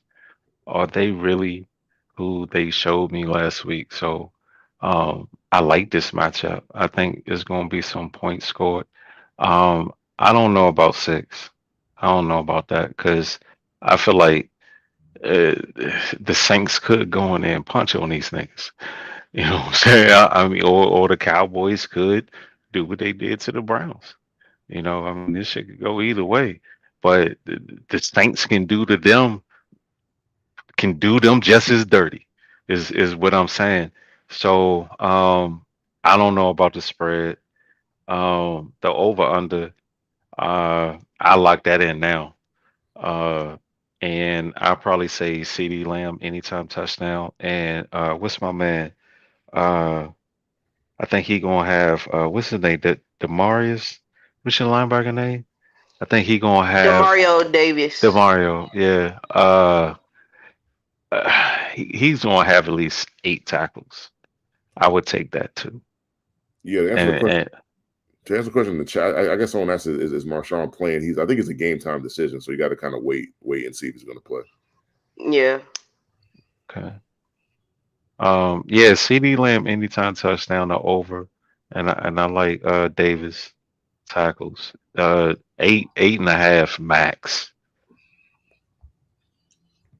I agree with what y'all said about the pieces needing to play, especially like Fuaga. I think him being in the game is a big game changer to keeping Derek Carr clean. He played a really good game last week. I know it's the Panthers, but you just watch his technique. You watch how he eliminate pass rushers. You watch how he performs in the run game. He gets to the second level really smooth. It wasn't like hard for him to grab the first guy, move to the second level, and make another lane for the running backs. I think he's I don't know. I don't know how close he is to playing Pop. So I think he's a Yeah, big he part he of that has though. back tightness. He didn't practice, so we'll see. But I think with the Saints, if they are able to get their pieces, like Mick said, I think it's a close game. I think this game comes down to the wire. I think Yeah. if you can get a consistent Derek Carr who's not gonna put the ball in harm's way, you can keep building on what you had last week, and you can keep him clean. If you keep Derek Carr clean, he plays good football. Yeah. But Yeah. without Fuaga, you're gonna have a slew of edge rushers on that side trying to see, how good the backup is. You know what I mean? So um, I'm gonna go Cowboys money line, but if I had to pick, like if I could take the points, I'd probably take Saints plus 7. Hmm. Okay. You trust the Cowboys coming off a big game like that? Sometimes in I the beginning of the season you they did stack. say money line. Okay, you did say money line. See, but I think if the game was in New Orleans, I think it'd be a lot different. But the game's in Dallas. It's their home opener. Six a lot though. Yeah. I mean, because the Saints defense ain't no like walk in the park. You know what I'm saying? So I'm just like, and if that offense is clicking, 6 is a lot. That's a lot of points. I mean, essentially, they're only really giving the Cowboys because they're already at home. So essentially, they're only really saying if it was neutral site, it'd be a 3-point game essentially. I Right. was thinking, I think this motherfucker should be like 2.5. Yeah, but if you put it at half, then you're pretty much saying like, I mean, the game is an equal. Like it's pretty much a pick 'em. If it was, Yeah, that's how I Yeah, feel. but if It's a you look pick at 'em. all the NFC South games, they're all 6.5, or more spreads. Really, you got to, If you look yeah. at all the matchups for the NFC South. Yeah. interesting. I think except for like the Bucks, right? I think the Bucks is 7.5. Yeah, I No, think I think they I played a think Lions, right? Yeah, yeah, I think Mm, the that's Bucks one yeah, was o'clock. 7.5, 7.5. the Yeah, Yeah, yeah, no, watch that one.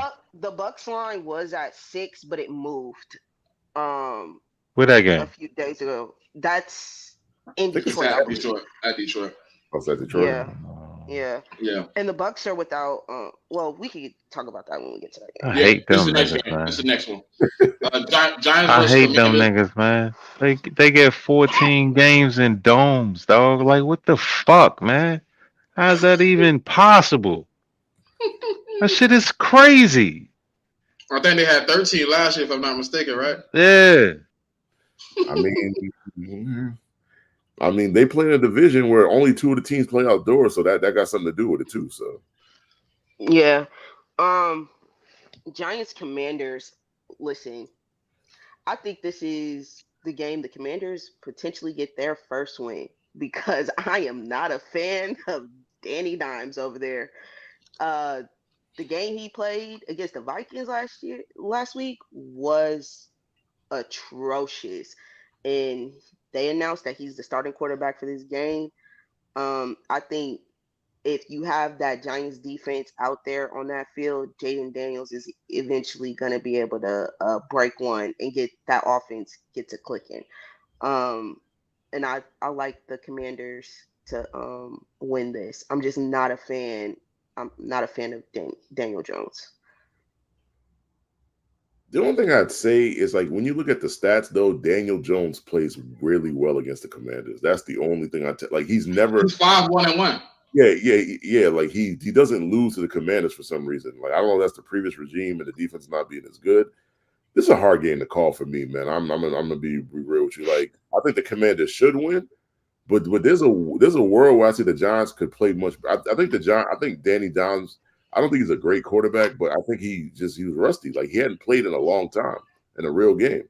So I'll give him the benefit of the doubt. I mean, I expect him to play a little bit better. Like, I'm not saying he's gonna be like a top 10 quarterback, playing this week and nothing like that. And then I also think that the Giants defense, they got to play better, man. Like, they didn't play well at all last week. So I mean, like, they got good names on their front, and so they got to put that together and play better. But yeah, like, picking a winner, like just because of the history, I can't be like, I can't say it for one game and not another. Like I said, for the Dolphins, the Dolphins Bills game, like, they beat the Commanders, what the Giants do. So I wouldn't bet on this game, but if you put a gun in my head, like, I'd probably say that the Giants are probably gonna win this game. I think everybody should get credits to NFLshop.com for even acknowledging this shit show. Don't nobody want to see this shit. I ain't betting on this shit. The fuck is this, man? Two booty ass teams. Man, fuck out of here. It is disgusting. Yo, that Commanders defense is Swiss cheese, bro. Like, Cheeks, yo. It is so Cheeks, yo. bad. Oh, And the Giants ain't no better. That's the crazy part. We hyped you niggas up, man, and that's how y'all look. Stop it. Bro, DJU has to have the worst passing 100% game so far in history. That man is 5 for 5 for 7 yards, and he just threw an interception. 5 for 5 for 7 yards. What is that per attempt? I mean, all he's doing is throwing bubble screens. That's all they're really doing. They're not throwing. Bro, bitch, this man, bro. The man is buns, bro. Please. Yeah, but I think the not that better though. I think that's what the issue is. I mean, the backup hasn't ever played either. I mean, Brock Glenn or Luke Cromenhope, neither one of them has played. Might as well ride with them. Listen, man. Listen, going forward, let me know when you're gonna say some Florida State shit so I can take my headset off. I turned it off for a reason, dog. I don't want to hear that shit. Why you bothering me, dog? Like, I don't want to hear that shit, man. Leave me alone. I'm going with Mick though. On the Commanders just can't beat the Giants, bro. I mean, they beat them last year with Tommy DeVito, and then they beat them the second game with Tyrod Taylor. Like, it ain't just Daniel Jones, Mick. It's the Giants in general. That's what I'm saying. Like, That's just the Giants, man. They just. Bro, how do you lose to Tommy DeVito? Like, come on now. In a game that mattered, it wasn't like their seasons was over at the time. Like, it was a game that mattered. It was like fourth or fifth game of the season. Right after your boy went down with the injury, Tommy DeVito come in and beat the Commanders. Like, yeah, but go back to what I say. Like, the Commanders just don't. The last couple of years, they just don't beat the Giants. Yeah. Now listen. The Giants for a long time. I ain't even saying the last couple of years. Like, you can go back. Like, that's the one game the Giants always knew they was gonna get a win. Like, for a long time. Like, I don't know. I'm gonna go with the Giants money line until the Commanders show me something different. Exactly. Yeah. All right, we got Buccaneers versus Lions. Lions favored by 7.5. Over under 51.5. I don't know, man. It's at home too in Detroit. I think Lions might cover. They got a lot of weapons, man. Lions got a lot of weapons. I'm not sure if Tampa can do the track meet shit. So yeah, I think Lions might cover. The Bucks really banged up, right? Don't they got Antoine Winfield out? Their secondary is in shambles right now. I think they have only one starting cornerback that's playing in this game. They're really injured in that secondary, and I think that's where the Lions will have success. Um,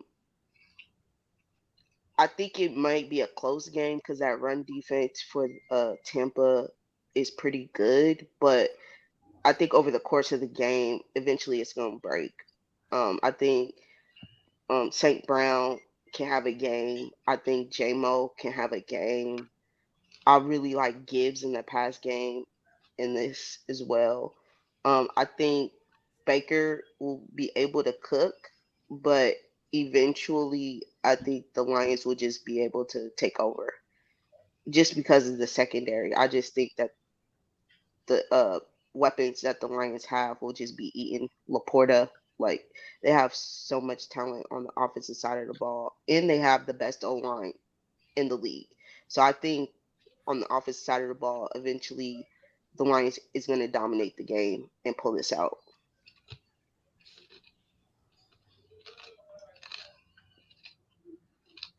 Go ahead, J man. You with J man? Yeah. I'm here. 7.5 is all. I mean, if it was like 6.5, 7, I would take it. But like I'd probably drop it down to like 6.5. I mean, just in case like the Bucks score like a trash score at the end of the game to kind of make it a closer game than what it was. I just agree with what everybody's saying. It's like for me, I just think the Lions just have way too many weapons. And like I'm not loving the Buccaneers back end right now. And I mean the Buccaneers, like their front four, like I really do like their front four. Like they have a solid front four. Like they're able to stop the run in there to get after the quarterback at times. But then you got to talk about the lines. Like Pop said, they got the best O line in football. So I mean, and then you got Montgomery, and then you got Gibbs. I mean, that's a good combo. And then like Laporta and St. Brown didn't really play that great last week, and they still won the game. And so I just don't like those prospects. And then I mean, to me, like the Lions are going to get after Baker. Like they're going to be able to get pressure. And it's just like, can the Lions back end hold up? And I think they can hold up long enough. And I definitely got the Lions winning the game. I mean, over under 51. I mean, that's kind of high. Like I'm not sure. I mean, defenses, like everybody's saying, defenses normally play better in the beginning of the season. So I just don't like I would probably stay away from the over under in this game. I just think that I don't like any of the props from Detroit because they got so many pieces. You don't know who is going to be this week. And I get it. I know St. Brown gets a lot of targets, but when you look at his actual reception and his targets, um, it's it's a lot of fluff. You know what I'm saying? So um, I can't even. I don't even feel safe taking his catches or completions prop. The only thing I like on his is the like I said, I think it's going to be a track meet, and I just don't see how Tampa Bay keeps up on either side. So if tease it down to 6 if you can afford it, um, or if you like the odds. But I think 7.5 is I think it should be higher, but that's just me. I think that Antoine Whitfield gonna play a big factor in being out of this game. That secondary was already kind of poorish, and now Yeah, they losing a little more shaky. pieces. Like it wasn't Say, that great before. Now you lose your man, best piece. I mean, one of Antoine their Whitfield is the best. captains. I'll say the best piece the best piece on their defense. Um, I think he the leader. He the X factor. Like he makes the difference on that back end for them, and uh, um, they don't got captain. that. And now they don't got nobody. I mean, Levante David. Uh, who else? I mean, you got Vita Vea. Yeah, But by yourself, I like the Lions, man. I'm going to use a certified lie. I don't see how the Buccaneers on defense compete. Yeah, yeah. it's gonna be tough. Yeah.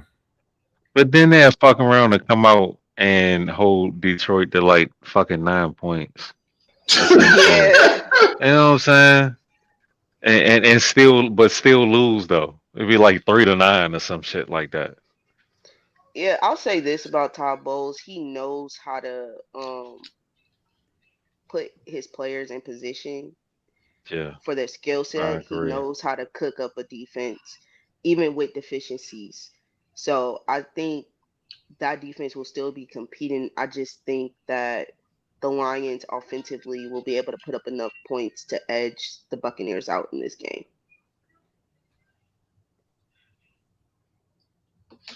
All right. So the next game is Colts -3 versus Packers over under 40.5. No Jared. No love. No love. No Jordan Love. So let me go ahead and get this out the way. I don't think uh I think people should be careful about the Packers because the game plan isn't going to change. We saw them versus Philly when they was running the offense through Jordan Love. We saw it. And it was the Jordan Love that I know and love. And then we saw that offense when they was running it through Josh Jacobs. It looked like a fucking problem. They're gonna be running this offense through Josh Jacobs. Okay. He's going to be on some type of Jimmy G plan. This is your box. Stay inside your box.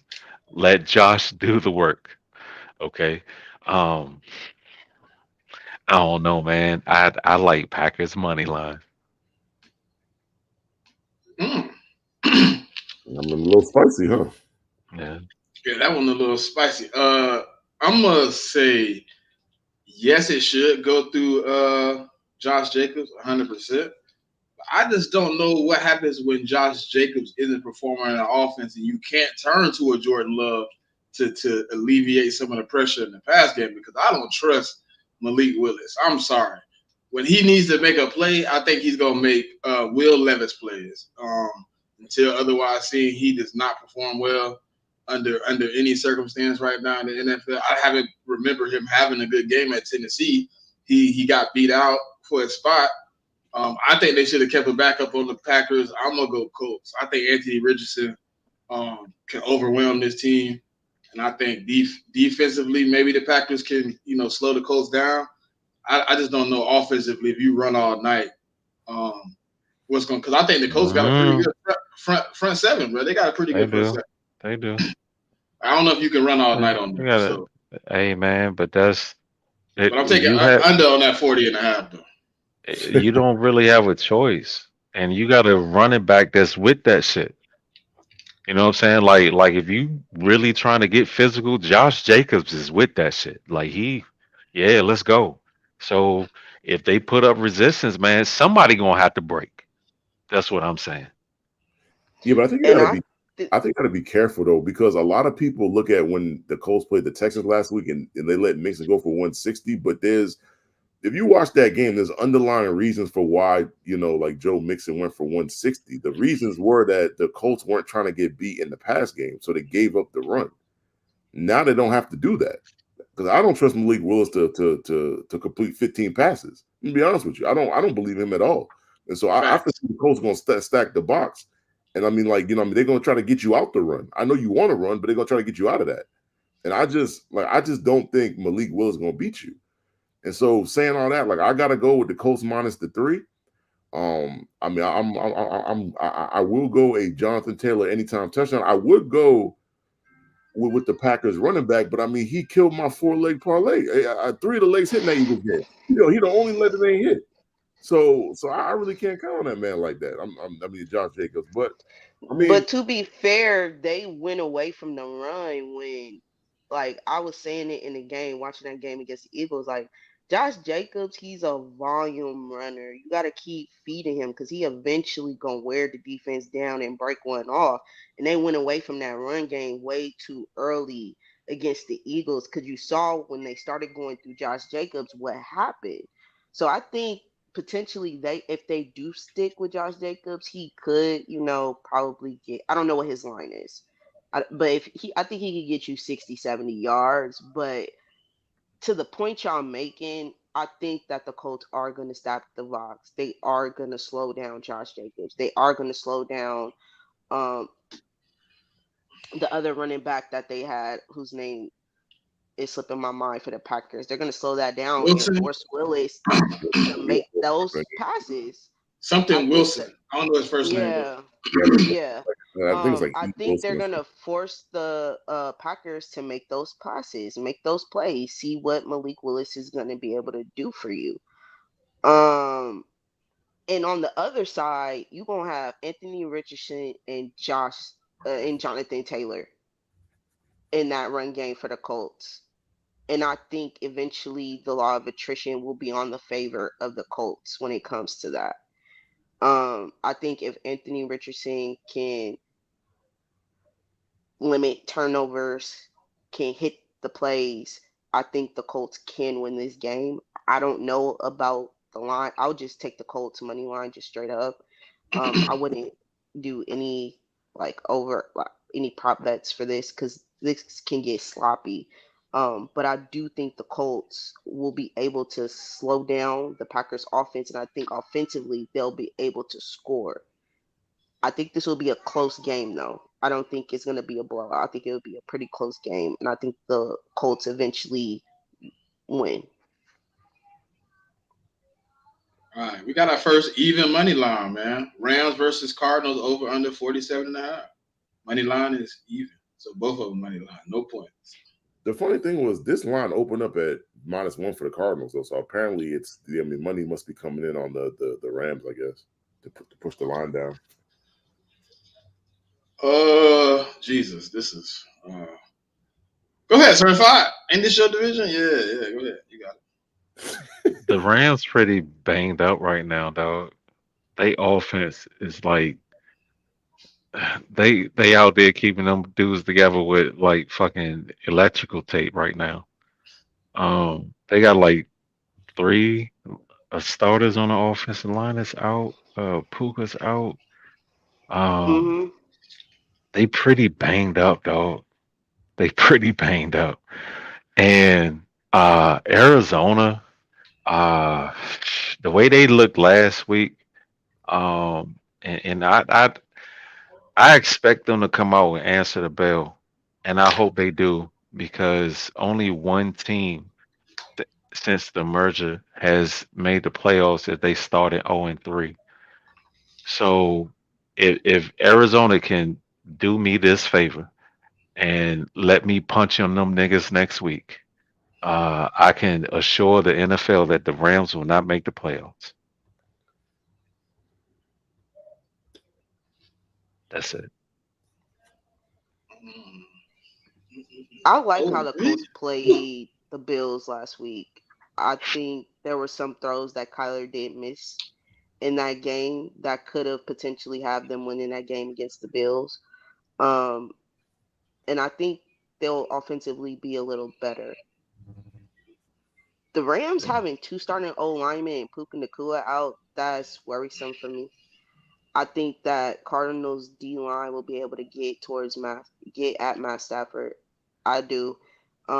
And we already know that with Puka out, he's gonna be force feeding Cup because he likes to force feed one One target. guy. Yeah. Yeah, so Cup is gonna get his target. So will the other guys, Kobe Parkinson, the other wide receivers that they have on the Rams, will they be able to show up? And will that Rams defense, who played pretty well, I think the back end of the defense was a little bit of an issue against the Lions, but that Rams front played pretty well in that game against the Lions. If they're able to disrupt Kyler, potentially the Rams can win. But I just like this Cardinals team as a whole going into this game, and I think they could pull off the win against the Rams. Hey Real man, quick before. Oh, go ahead. let me ask y'all something. I know it's early and this might be blasphemous, but Jared Verse kind of looked like Jared Allen out there, man. That motherfucker is like strong as a fucking bulldozer. Like he really be moving niggas out the way. Um, if he can get something in his bag, other than that bull rush, damn, yo, this motherfucker might be amazing. Yeah, he just gotta like to your point. He just gotta develop a bag because what he was what he was doing in that Lions game, I was like, okay, okay. All Yeah, right, what, before you go, make They hold on. traveling. Let me get a score break real quick. Alabama, 7-3 on the goal line. LSU 10-0 down driving though. Uh, Florida State 10-0. And hold on, it was one more game, wasn't it? Boston College's lead in Missouri 7-0. Uh, yeah, that's it. Go ahead. yeah, so I'm gonna take the Cardinals in this game. I think the Cardinals played really good last week on the road, first game of the season. And they did that with the number one pick that they took in Harrison, not really putting up that much production. So you already said, man, the Rams got a lot of injuries, especially on the old line. I think the Cardinals defense is going to be improved. I mean, they did have to go against Josh Allen. I mean, doing that in Buffalo is always tough. I mean, no matter who he's throwing to. Um, so I expect Kyler to play pretty much as well as he played last week. I mean, I expect the run game because the Rams couldn't stop the run last week, and I get it's against the Lions. Lions have a dynamic run game, but I mean, James Conner's a solid running back, so I expect a lot of the same. And I mean, for me, whether the Cardinals win or not is going to be is depending on the defense. Can the defense get stops? And I think they can. So I'm going to go with the Cardinals. The Rams for me just missing too many pieces on offense. Like now you have to go back to basically Cooper Cup or bust, and a little sprinkle of the run game. Then they got don't they got a running back hurt too? Who, the Cardinals or the Rams? Rams. I don't think so because No. I think No, Kyler's healthy. I don't know, Yeah, man. no, I didn't see anything about Kyron or Quorum. Yeah, well, I mean, yeah, Kyron's healthy, Quorum's healthy, and Ronnie Rivers, the third string, they're all healthy. So Okay, so I'm still going with the Cards, but I think the Rams just got too many pieces. Puka out, offensive line hurt. It's just going to be a lot to overcome to go back. I mean, you got to go back to the Cooper Cup or bust. I mean, to be honest. I yeah, but mean, if I'm the Cardinals, I'm putting two guys, like I'm making you throw it somewhere else. Like I'm not about to have Cooper Cup go for 12 for 150 and two touchdowns. Like you going to throw it to somebody else. Yeah, If you, defend Cup like they did Kincaid. yeah, Exactly. if they could take if they can disrupt him and Cup, Stafford gonna get it up. He gonna like I was in space last week and I was just saying like everybody is oohing on about that no look pass. That's the dumb shit that I'm talking about. The motherfucker was wide open. What was the point of a no look pass? That's the shit that Stafford does. Is always some extra shit. Like he's incapable of sticking to the game plan. So if you disrupt that cup shit and make and put the decision on him, oh, then he gonna get up. He gonna get up. all right, so we got, this is a disgusting game. Steelers versus Broncos. Steelers favored by 2.5 over under 36. Oh, Will the this is Steelers score a touchdown? stinky. Bruh, Steelers coming off a win with six. I repeat, 6 field goals. Hey man, my team has 6 field goals. What y'all talking about? How many touchdowns you had, good brother? Two All right.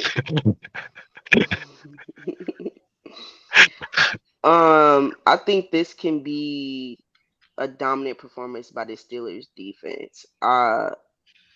TJ Watt was able to take over the Falcons, and I don't think this Broncos offensive line gonna have anything to slow that man down. I think he will take over this game and dominate. And if Justin Fields can do what he did last game, protect the ball, hit the throws, I think the Steelers can come out with a win. Will they score a touchdown? I do not know.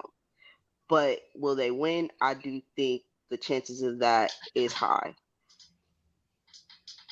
man. Look, I if you bold enough, TJ Watt, it has to be 1.5. Um, I think that's a safe bet right there, man. Them big ass linemen in that thin air, trying to punch TJ Watt and missing. That shit takes a lot out of an offensive lineman when he try to punch that dude and he's not there, and then he got to get up off the ground. Uh, and I see that happening a few times with T.J. Watt. He might um that motherfucker looks electric right now, man. So yeah, like Pop said, man, this might be one of them defensive performances. I like the Steelers, man, the cover. Yeah, the one matchup in this game that I actually really want to see is I want to see George Pickens go against PS2. I think that's, if you're gonna watch this game, that's the matchup that you're looking for.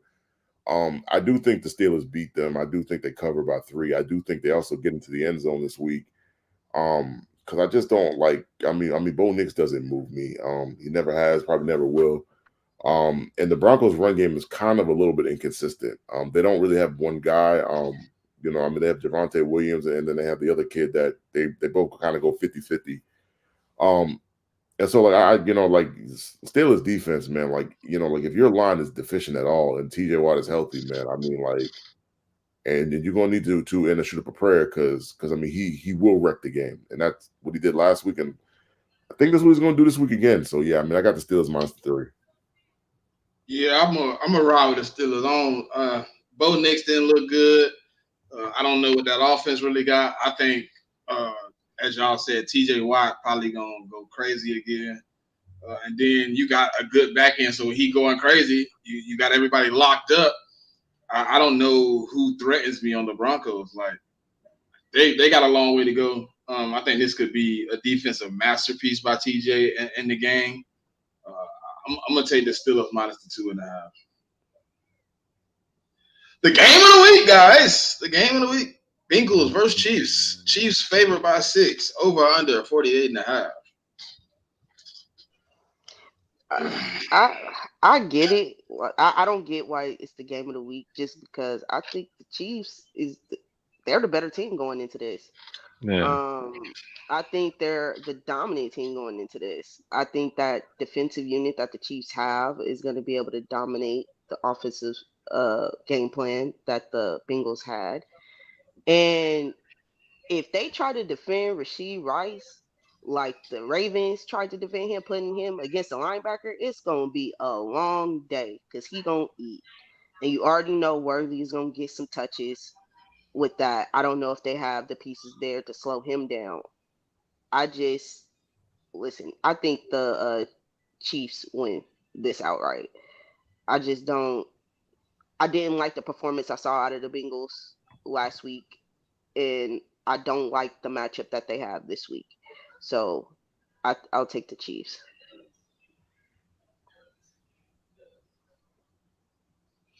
Go ahead, man. Uh, Bengals versus Chiefs to me is interesting. I think people put it as the game of the week because of the history. But right now, I don't think the Bengals are the Bengals of those years when they were playing tough games against the Chiefs. I don't know if they have T. Higgins back. I don't know where Jamar Chase's brain is as far as football. Um, I just don't know what they do well enough on defense that frustrates what the Chiefs are really working with right now on offense. That speed is going to cause some havoc for them guys. And the teams that, I hear the Bengals, oh, we beat you 3-1. Those teams aren't the same teams. Those teams included guys like Jesse Bates, Joe Mixon, Tyler Boyd. You had a full roster of guys that were healthy. DJ Reader. Like you had things on that defense that could frustrate a Chiefs team. And I just don't see how you right now match up well. You know what I'm saying? You're going to have a perfect game, not even just perfect. You're gonna have your best perfect game with what you have to even get close. I just don't see it, man. I think the Bengals right now are going through what we like to call a slump, and they're gonna have to figure it out. Um, so I actually do think the Bengals will cover the spread. I don't think they're going to win, but I think it'll be like these games with the Chiefs and Bengals. They're always close, though. That's the thing. They very seldom have blowouts in like in these matchups. And so I mean, like the Bengals aren't afraid of going to like Kansas City and play. So that's another thing as well. I mean, some teams when they go into KC, they kind of get shook and then they're just never in the game. So like I said, they'll cover the 6, but I do think the Chiefs are going to win. Well, so I mean, like the Bengals did not play really well at all last week. So I do anticipate that Joe Burrow and Chase will play better. T. Higgins is not going to play. He's still out with a little hamstring issue. And like I tell people, man, when you franchise players, man, this is what you gotta be careful of, because when you start franchising them and they get hurt, they're not gonna rush back. They're gonna take their time because you didn't want to pay them. And so the Bengals are going through that right now. I mean, like, and I expect Kelsey to have a bounce back game because he didn't really, they didn't really need him in the game against the Ravens, so he didn't really play that well. In terms of like catches in yards or whatever. So I expect him to bounce back. Rashid, like I'm not sure if Rashid gonna have as good of a game because I think he went for over 100, in the first game. I still think he's gonna put up around 60, 70 yards. But yeah, I mean, the Bengals just kind of need to have a better performance, like because like how they played week 1, like they just didn't play that well. So, real quick, hey man, we got 250 people in here. If you're on the X side, man, if you haven't subscribed to the YouTube, please just switch over to the YouTube. We got a pretty nice congregation of people in the comments right now having good conversation. If you want to, have live conversation, pop your questions in the comments. We answer your questions, man. We love to interact with the people. We appreciate y'all for coming out. Go ahead, sir, bro. So going by my traditional logic that I use for the Bills, you don't have the same roster. I've seen them 2 weeks in a row figure it out with what I still assume is a lesser roster. Um, but with that said, that there's something to be said when it comes to familiarity, and especially when it's with the dominant unit. Like I feel like most of the talent that the Bengals have lost have been on the defensive side of the ball, and the offense has been that dominant unit. And for the most part, most of that is still there. Higgins and Chase and Joe, of course. So they always play the Chiefs pretty good, man. I think the Chiefs will win, and plus their offense is like I don't know, man. I think it's because like Patrick Mahomes is a rock star. Like people in their head is thinking that he's out there just like throwing bombs and shit. Like he's like the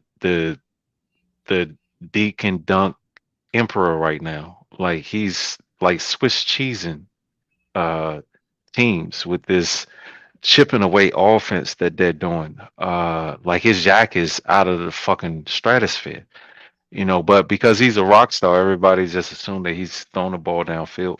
The Chiefs offense is going to take a lot of time.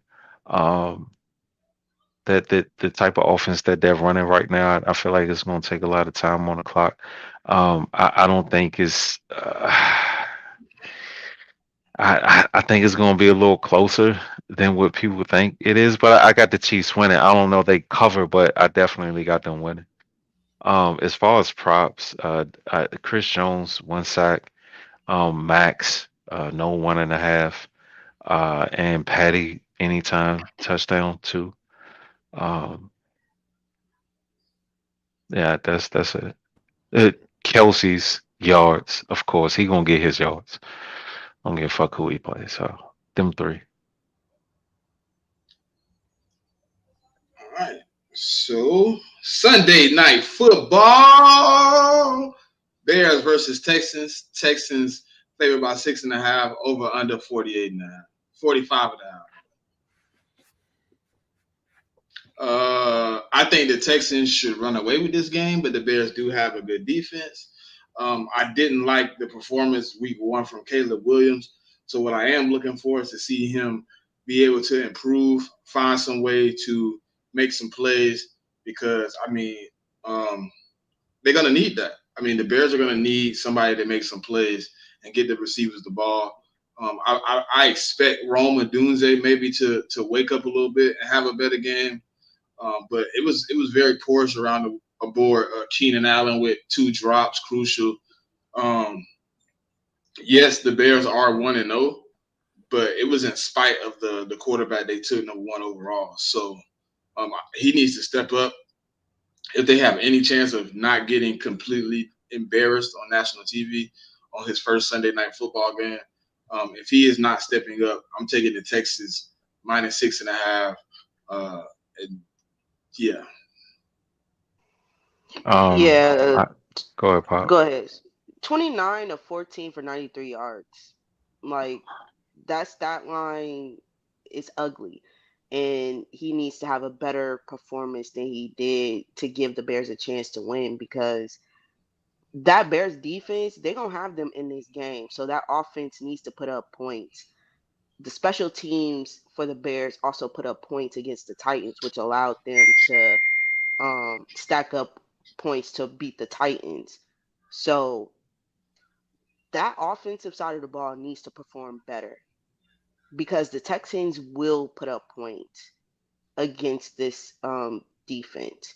I don't think it's going to be a blowout win. I think it's going to be a pretty close game. Maybe a touchdown at the most will be the score difference. But for the Bears to win, Caleb needs to have a better performance.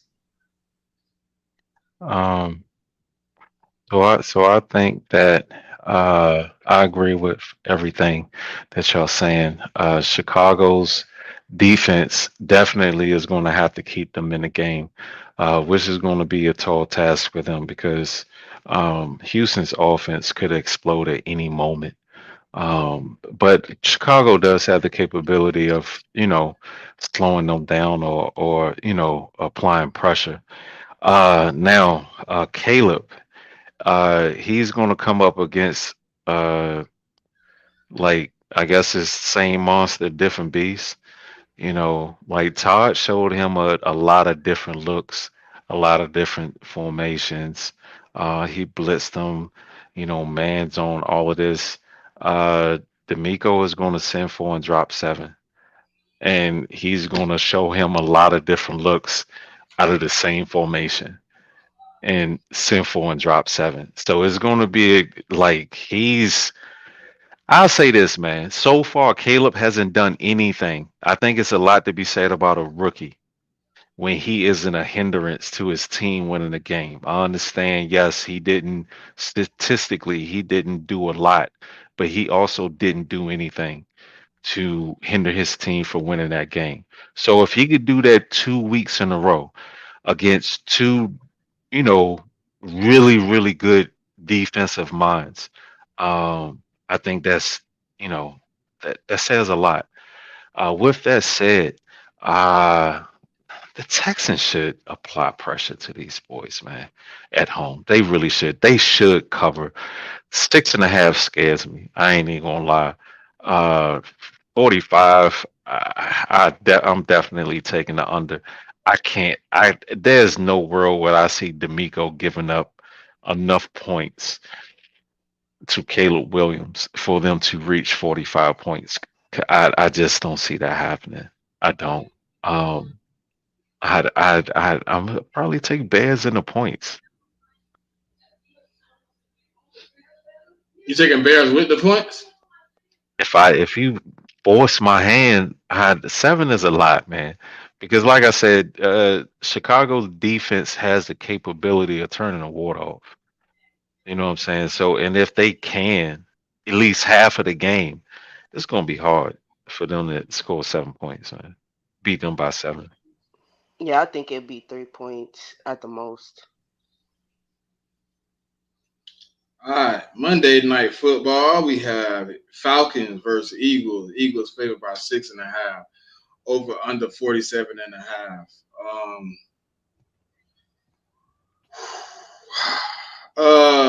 Yeah. The Hey Mick, Falcons to did me Mick don't. talk on the last game?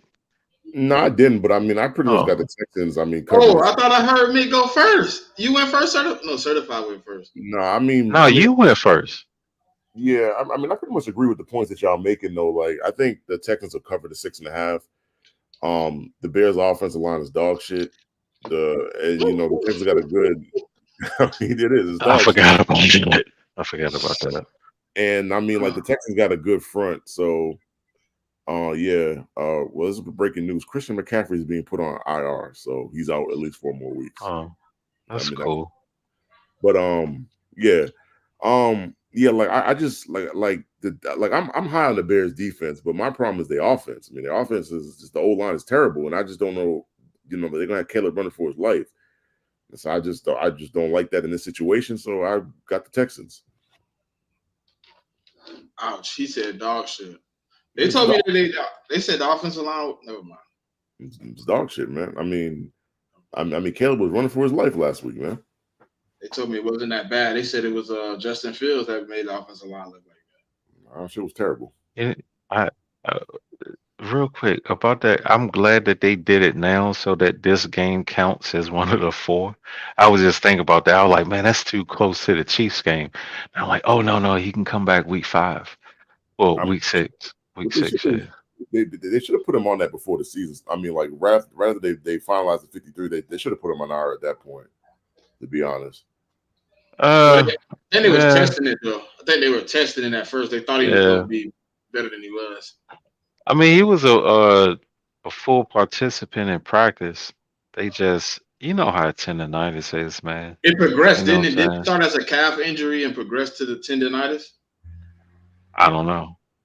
I think when I first seen it, he was originally down as a calf, and then the next week he was Yeah. Achilles tendonitis. So I'm assuming that week he full participated, probably re-injured it or progressed it to be more injured than it was. If I I think the Mason aspect of it, you know what I'm saying?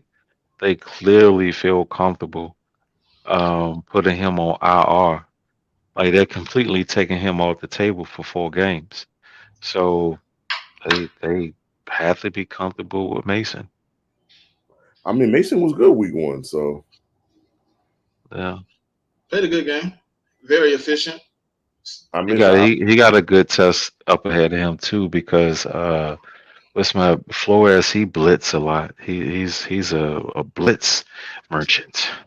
And he's gonna have to show up in pass pro. So but I think Flores got to be careful though because like he liked to play a lot of man. Like I know Flores quite well. Love to play a yeah, lot of he does. And the problem with the Niners is the Niners can get a lot of yak, bro. And if you play man, you don't make the tackle, man. They can be big plays. So you got to be careful about that. Yeah. All right, so Monday Night Oh, Football, Falcons versus Eagles. Eagles favored by 6.5, over under 47.5. Like I told y'all last week, I think the Falcons have more hype than actual performance on the field. agreed. I don't see anybody on the offense other than Bijan Robinson that's going to give me issues. And I'm not trusting. I just don't trust Kirk Cousins right now with that Achilles. I watched Yeah, videos all week of him practicing, and laboring. he literally can't push off his plant leg, which is the Achilles injury leg, to get power behind throws.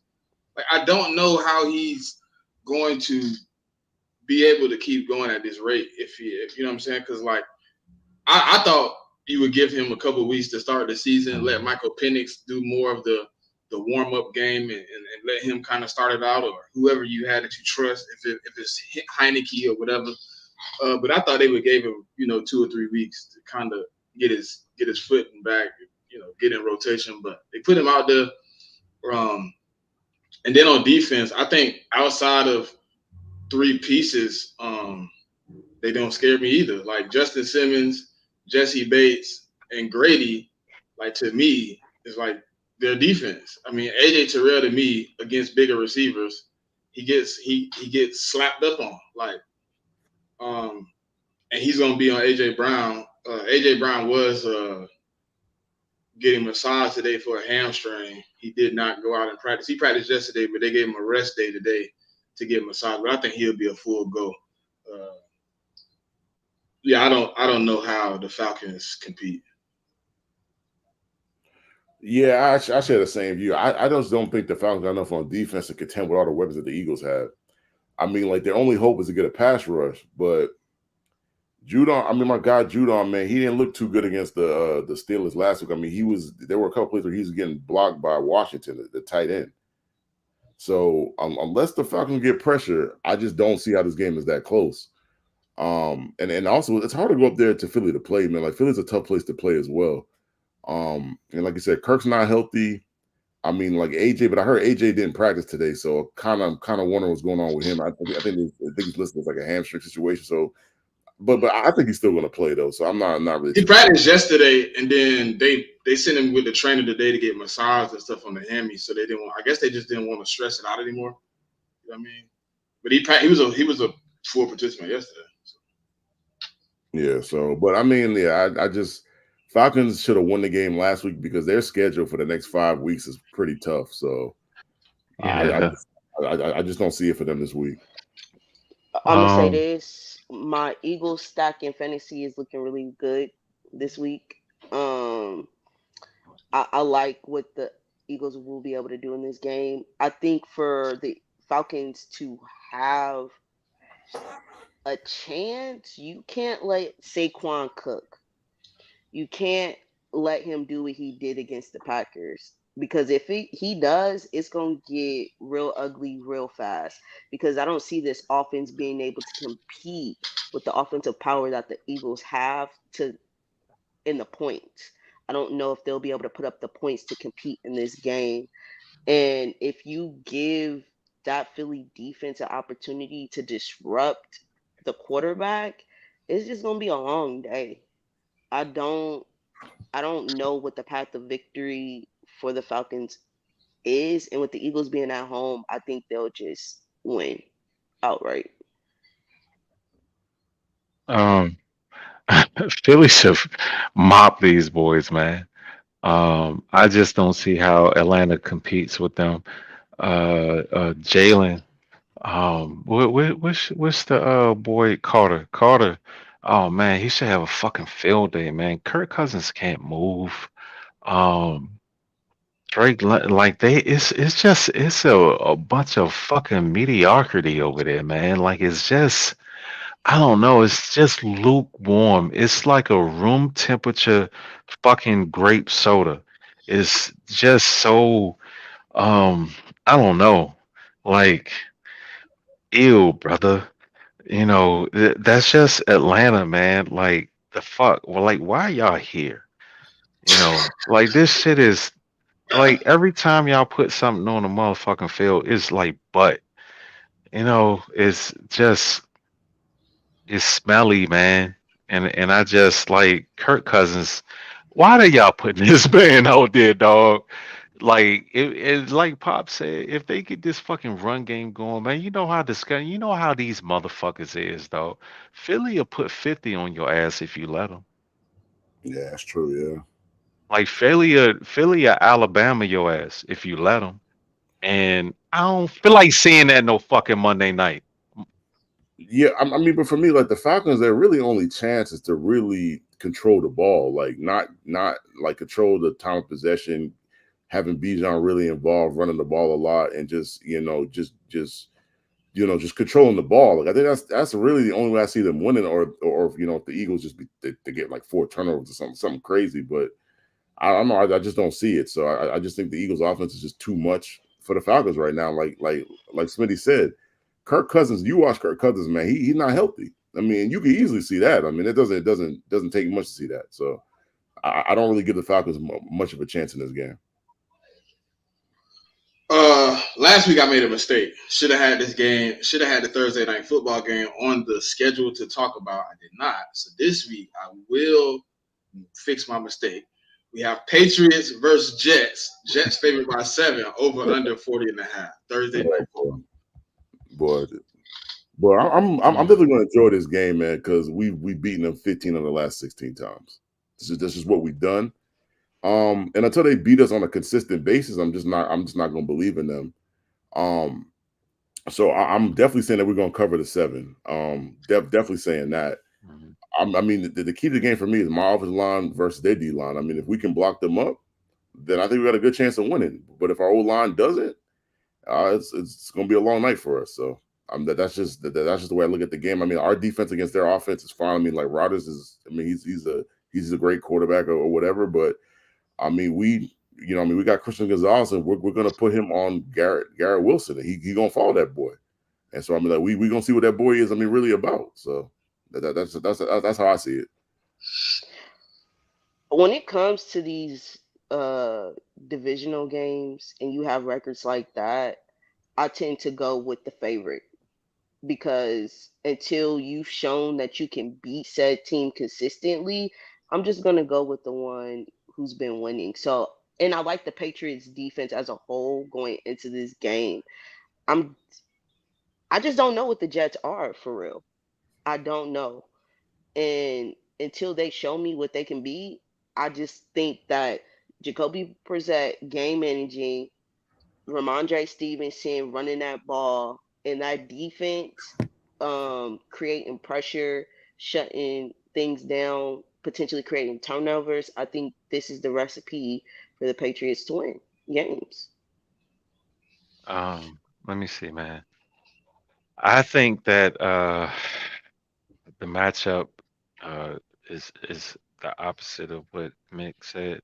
I want to see um, what the Patriots front seven does to that Jets offensive line. I think that the Patriots will disrupt Rodgers. I think they're going to harass him and give him a hard time. I do have the Jets winning this game, but I see this coming down to the last drive, a field goal, some shit like that. I wouldn't be surprised if this game is a 1 point win. You know what I'm saying? Like 19-20, some shit like that. But the Jets, man, I don't know if I can take them serious just yet, because of how they looked last week. You know, yeah, like I just it's they got a lot of questions, and for the Patriots to come out and do what they did to Cincinnati, man, I think, that defense what they did last week was pretty impressive. Um yeah, I like this. I like this, but I wouldn't be surprised if the Patriots pull it out. You know what I'm saying? But I got the Jet in a 1-2 point win. I'm gonna take the Patriots plus 7 first. You know what I mean? I do think it's gonna be a close game. I think a lot of this, depends on what the Jets can do effectively against the Patriots. The Patriots can take away a guy like Garrett Wilson with Christian Gonzalez and make him, less impactful in the game. If you can make somebody else beat you other than Brees Hall and Garrett, I'm not 100% sold on what Aaron Rodgers got in the tank yet. So I gotta see it this week. I'm gonna take the Patriots plus 7. I don't know if that 40.5 is good. I might take the under on that. I think it's gonna be one of those games that's really close. Something like 17-20, something real, weird. Because I think both of them have some stout defense. They both can, slow each other down. I think this game comes down to who can make the bigger plays in crutch moments. And like right now, you obviously would say you would believe more in Kurt than you do Jacoby. I mean Aaron than you do Jacoby, but I seen Jacoby last week kind of clutch up a little bit, make some big plays. So um, we're gonna see. I like Patriots plus 7 though for sure. That's the last game, man. That's the last game of the week right there. Yeah, and man, and we got through all them games, man. A whole bunch of games. Yeah, and then hey, I got a question. So on kick, punt, whatever. I thought if the defense blocked somebody into you, it was considered interference. Not on the punt return. It's not, no. And then you That's can block somebody into somebody, and if they're trying to catch the ball, like that's not like fair catch interference, whatever they call it, whatever the penalty is. Now, I mean, like, say if you as the defender run into the person trying to catch the punt, then yeah, that's called interference. Yeah, but if you're blocked into them, yeah, Or if it's you block not. someone that's into them, yeah, it doesn't count. Yeah. well, I'm gonna do like all the other famous people that be trying to get paid. Yeah. This I man mean, don't clean up real quick. I'm gonna take FSU out of my bio. You hear me? only about Florida State is for as bad as they played, though, they only losing by a touchdown. It's actually not that bad. I'm finna swipe my Instagram. I'm finna swipe my Instagram. Swipe my Twitter. And for all those people that were saying that Wisconsin can hang with Alabama, it's 21-3 at the half. I just didn't see that.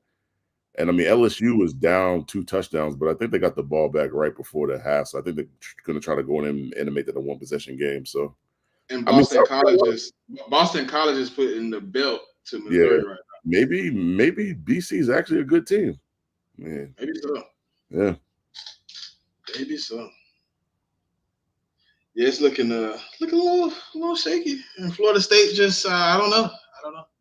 I think without that turnover though, DJ just some butt. Yeah, he's just not good.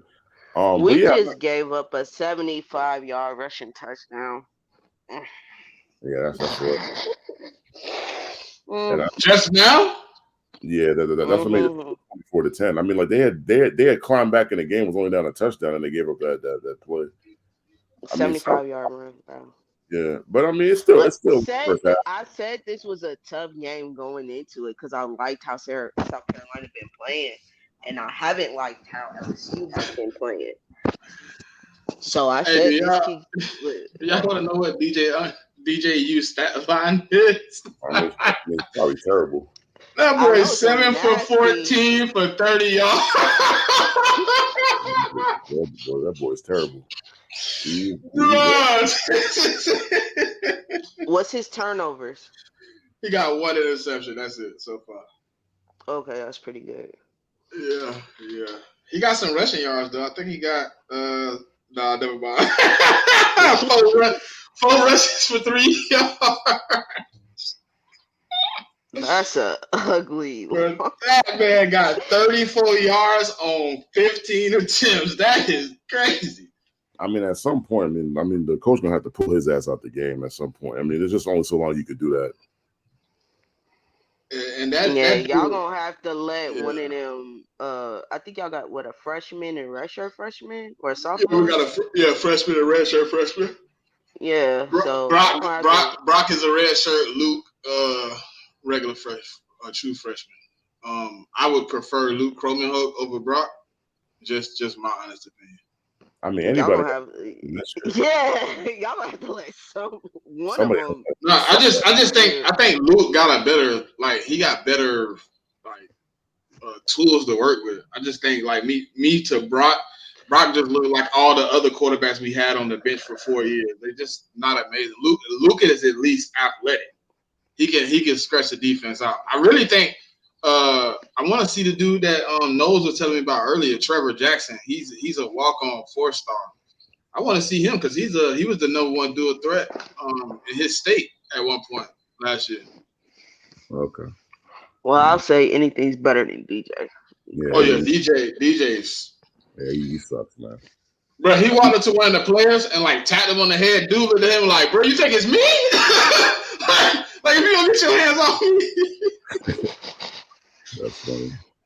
Bro, I should have took a picture. He was looking at DJ like, "Bro, don't touch me, bro. Like, bro, come on, bro. It's your fault. You are horrible right now." I mean, Florida State look going to be down. I see why Wisconsin lost their starting quarterback. Look like. Yeah, but the starting quarterback was the Miami quarterback from last year. He wasn't good either.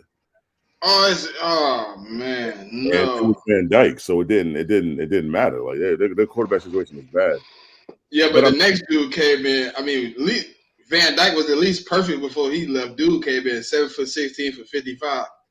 But I mean, the good news for LSU is they're in the red zone right now, so they're gonna try to close the gap. So yeah, LSU got moving the ball, but it's just. Some adjustments got to be made at halftime. I mean, the crazy thing was that running touchdown was by the quarterback. That's the crazy. Yeah. Hey, but that running back they got, he pretty decent, huh?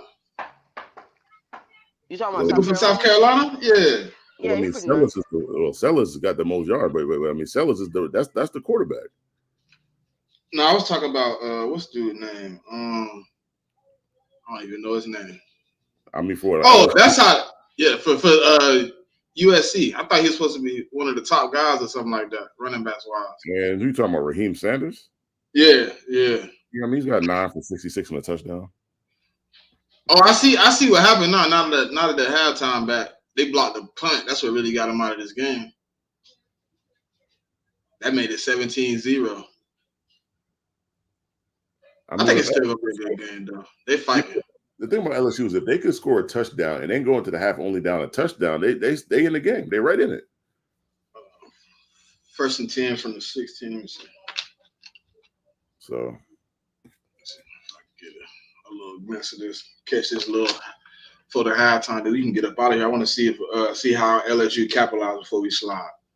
What Certified go? Certified never came back. I think he just shut off his video. That's it. Oh, I had to take them niggas out my bio. Yeah.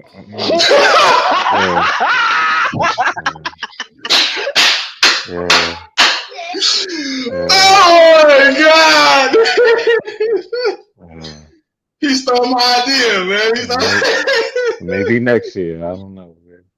We'll talk about it. Oh man, high as hell right now, man. It's okay.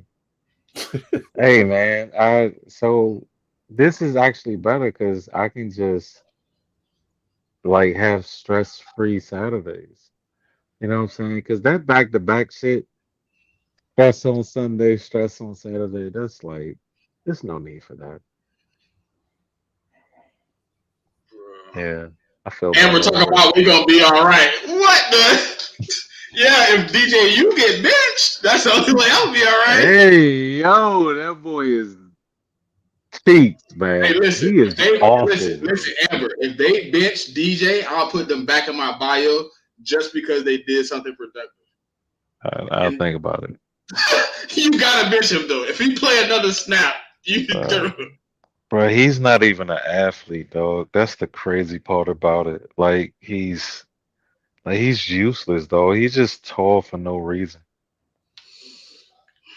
Bro, I seen this man scramble. He should have had like 17 yards. He got 2 yards. I said, what? Yeah, but he's awful, dog. I don't even understand how he made it this far. Like, how the fuck did he make it to a Division I school? Because of how good he was in high school. Bro, that was like 6 years ago. He was the number two quarterback coming out that year. It was Bryce Young, him, and CJ Stroud. And them niggas working on second year in the league? Yeah. Well, I mean, that's because they're actually good. That's why. He's not good. He's not good. Yeah. Oh, man, I think somebody would have figured that out by now. You know? I mean, Clemson. Touchdown! LSU. I mean, Clemson figured it out. That's why they made his ass transfer. Clemson figured that shit a long time ago. They get that nigga 1 year. Yeah, bro. So check this out. This ain't working. It's not you. It's us. And the crazy thing the crazy thing was the dude they replaced him with, he wasn't good either, though. Yeah. So you had to be really bad if they was like the lesser of two asses, and you was the lesser. You know? Shit, hey, look, they did it 2 years back to back, bro. They benched DJ, started the other dude, and then the next year, Lawrence came and took his spot. Yeah, that's what I'm saying. Yeah, I mean, it was just, and even the quarterback Clemson has now is not even that good. What the hell just happened, bro? What the?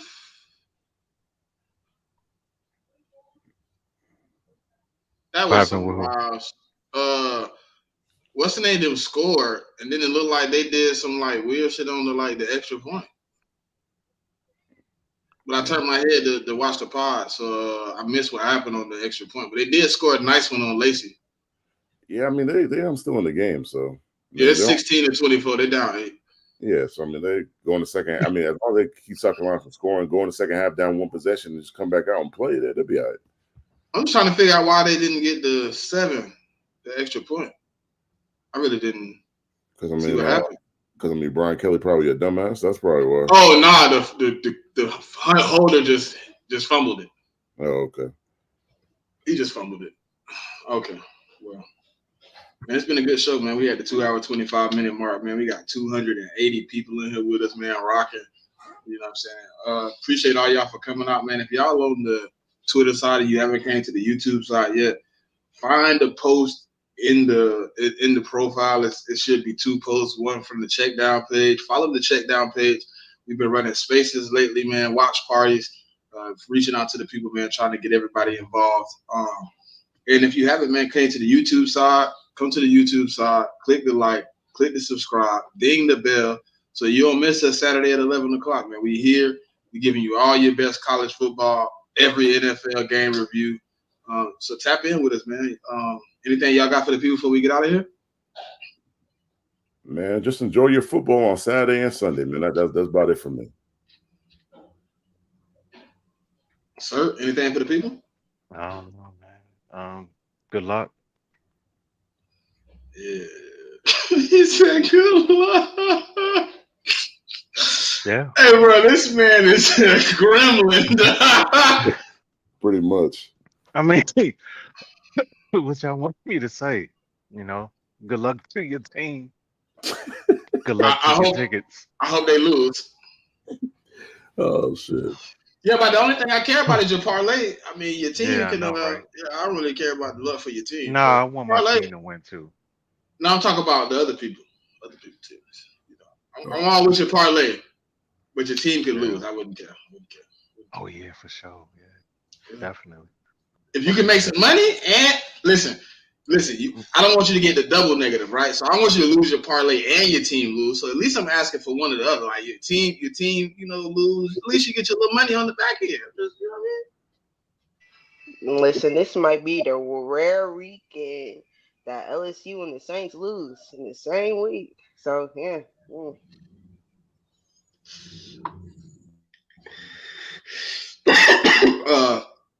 man, Pop, you got anything for the people? Yeah.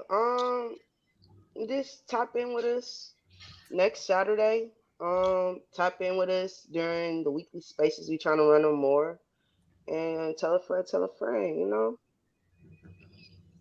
Hey, man, look, if y'all tell a friend and then they come, man, you have a lot of people here, man. We be hanging out for real, man. I ain't gonna say all that. I ain't throwing no barbecue, but, yeah, man, it's Saturday. Enjoy your Saturday. Enjoy your football. Hopefully all your parlays hit. Everybody come through, you know what I mean? And then when your parlays hit, you circle back and you donate to the podcast. You know what I mean? So, it's all one trip. We could do it all in one trip. See, you came and hung out with us on Saturday. We gave you good expert analysis. You went and bet with expert analysis. You hit. You come back. You bless us. No, I'm joking. But appreciate all y'all for coming out, man. Till next week. Y'all know what it is. Peace.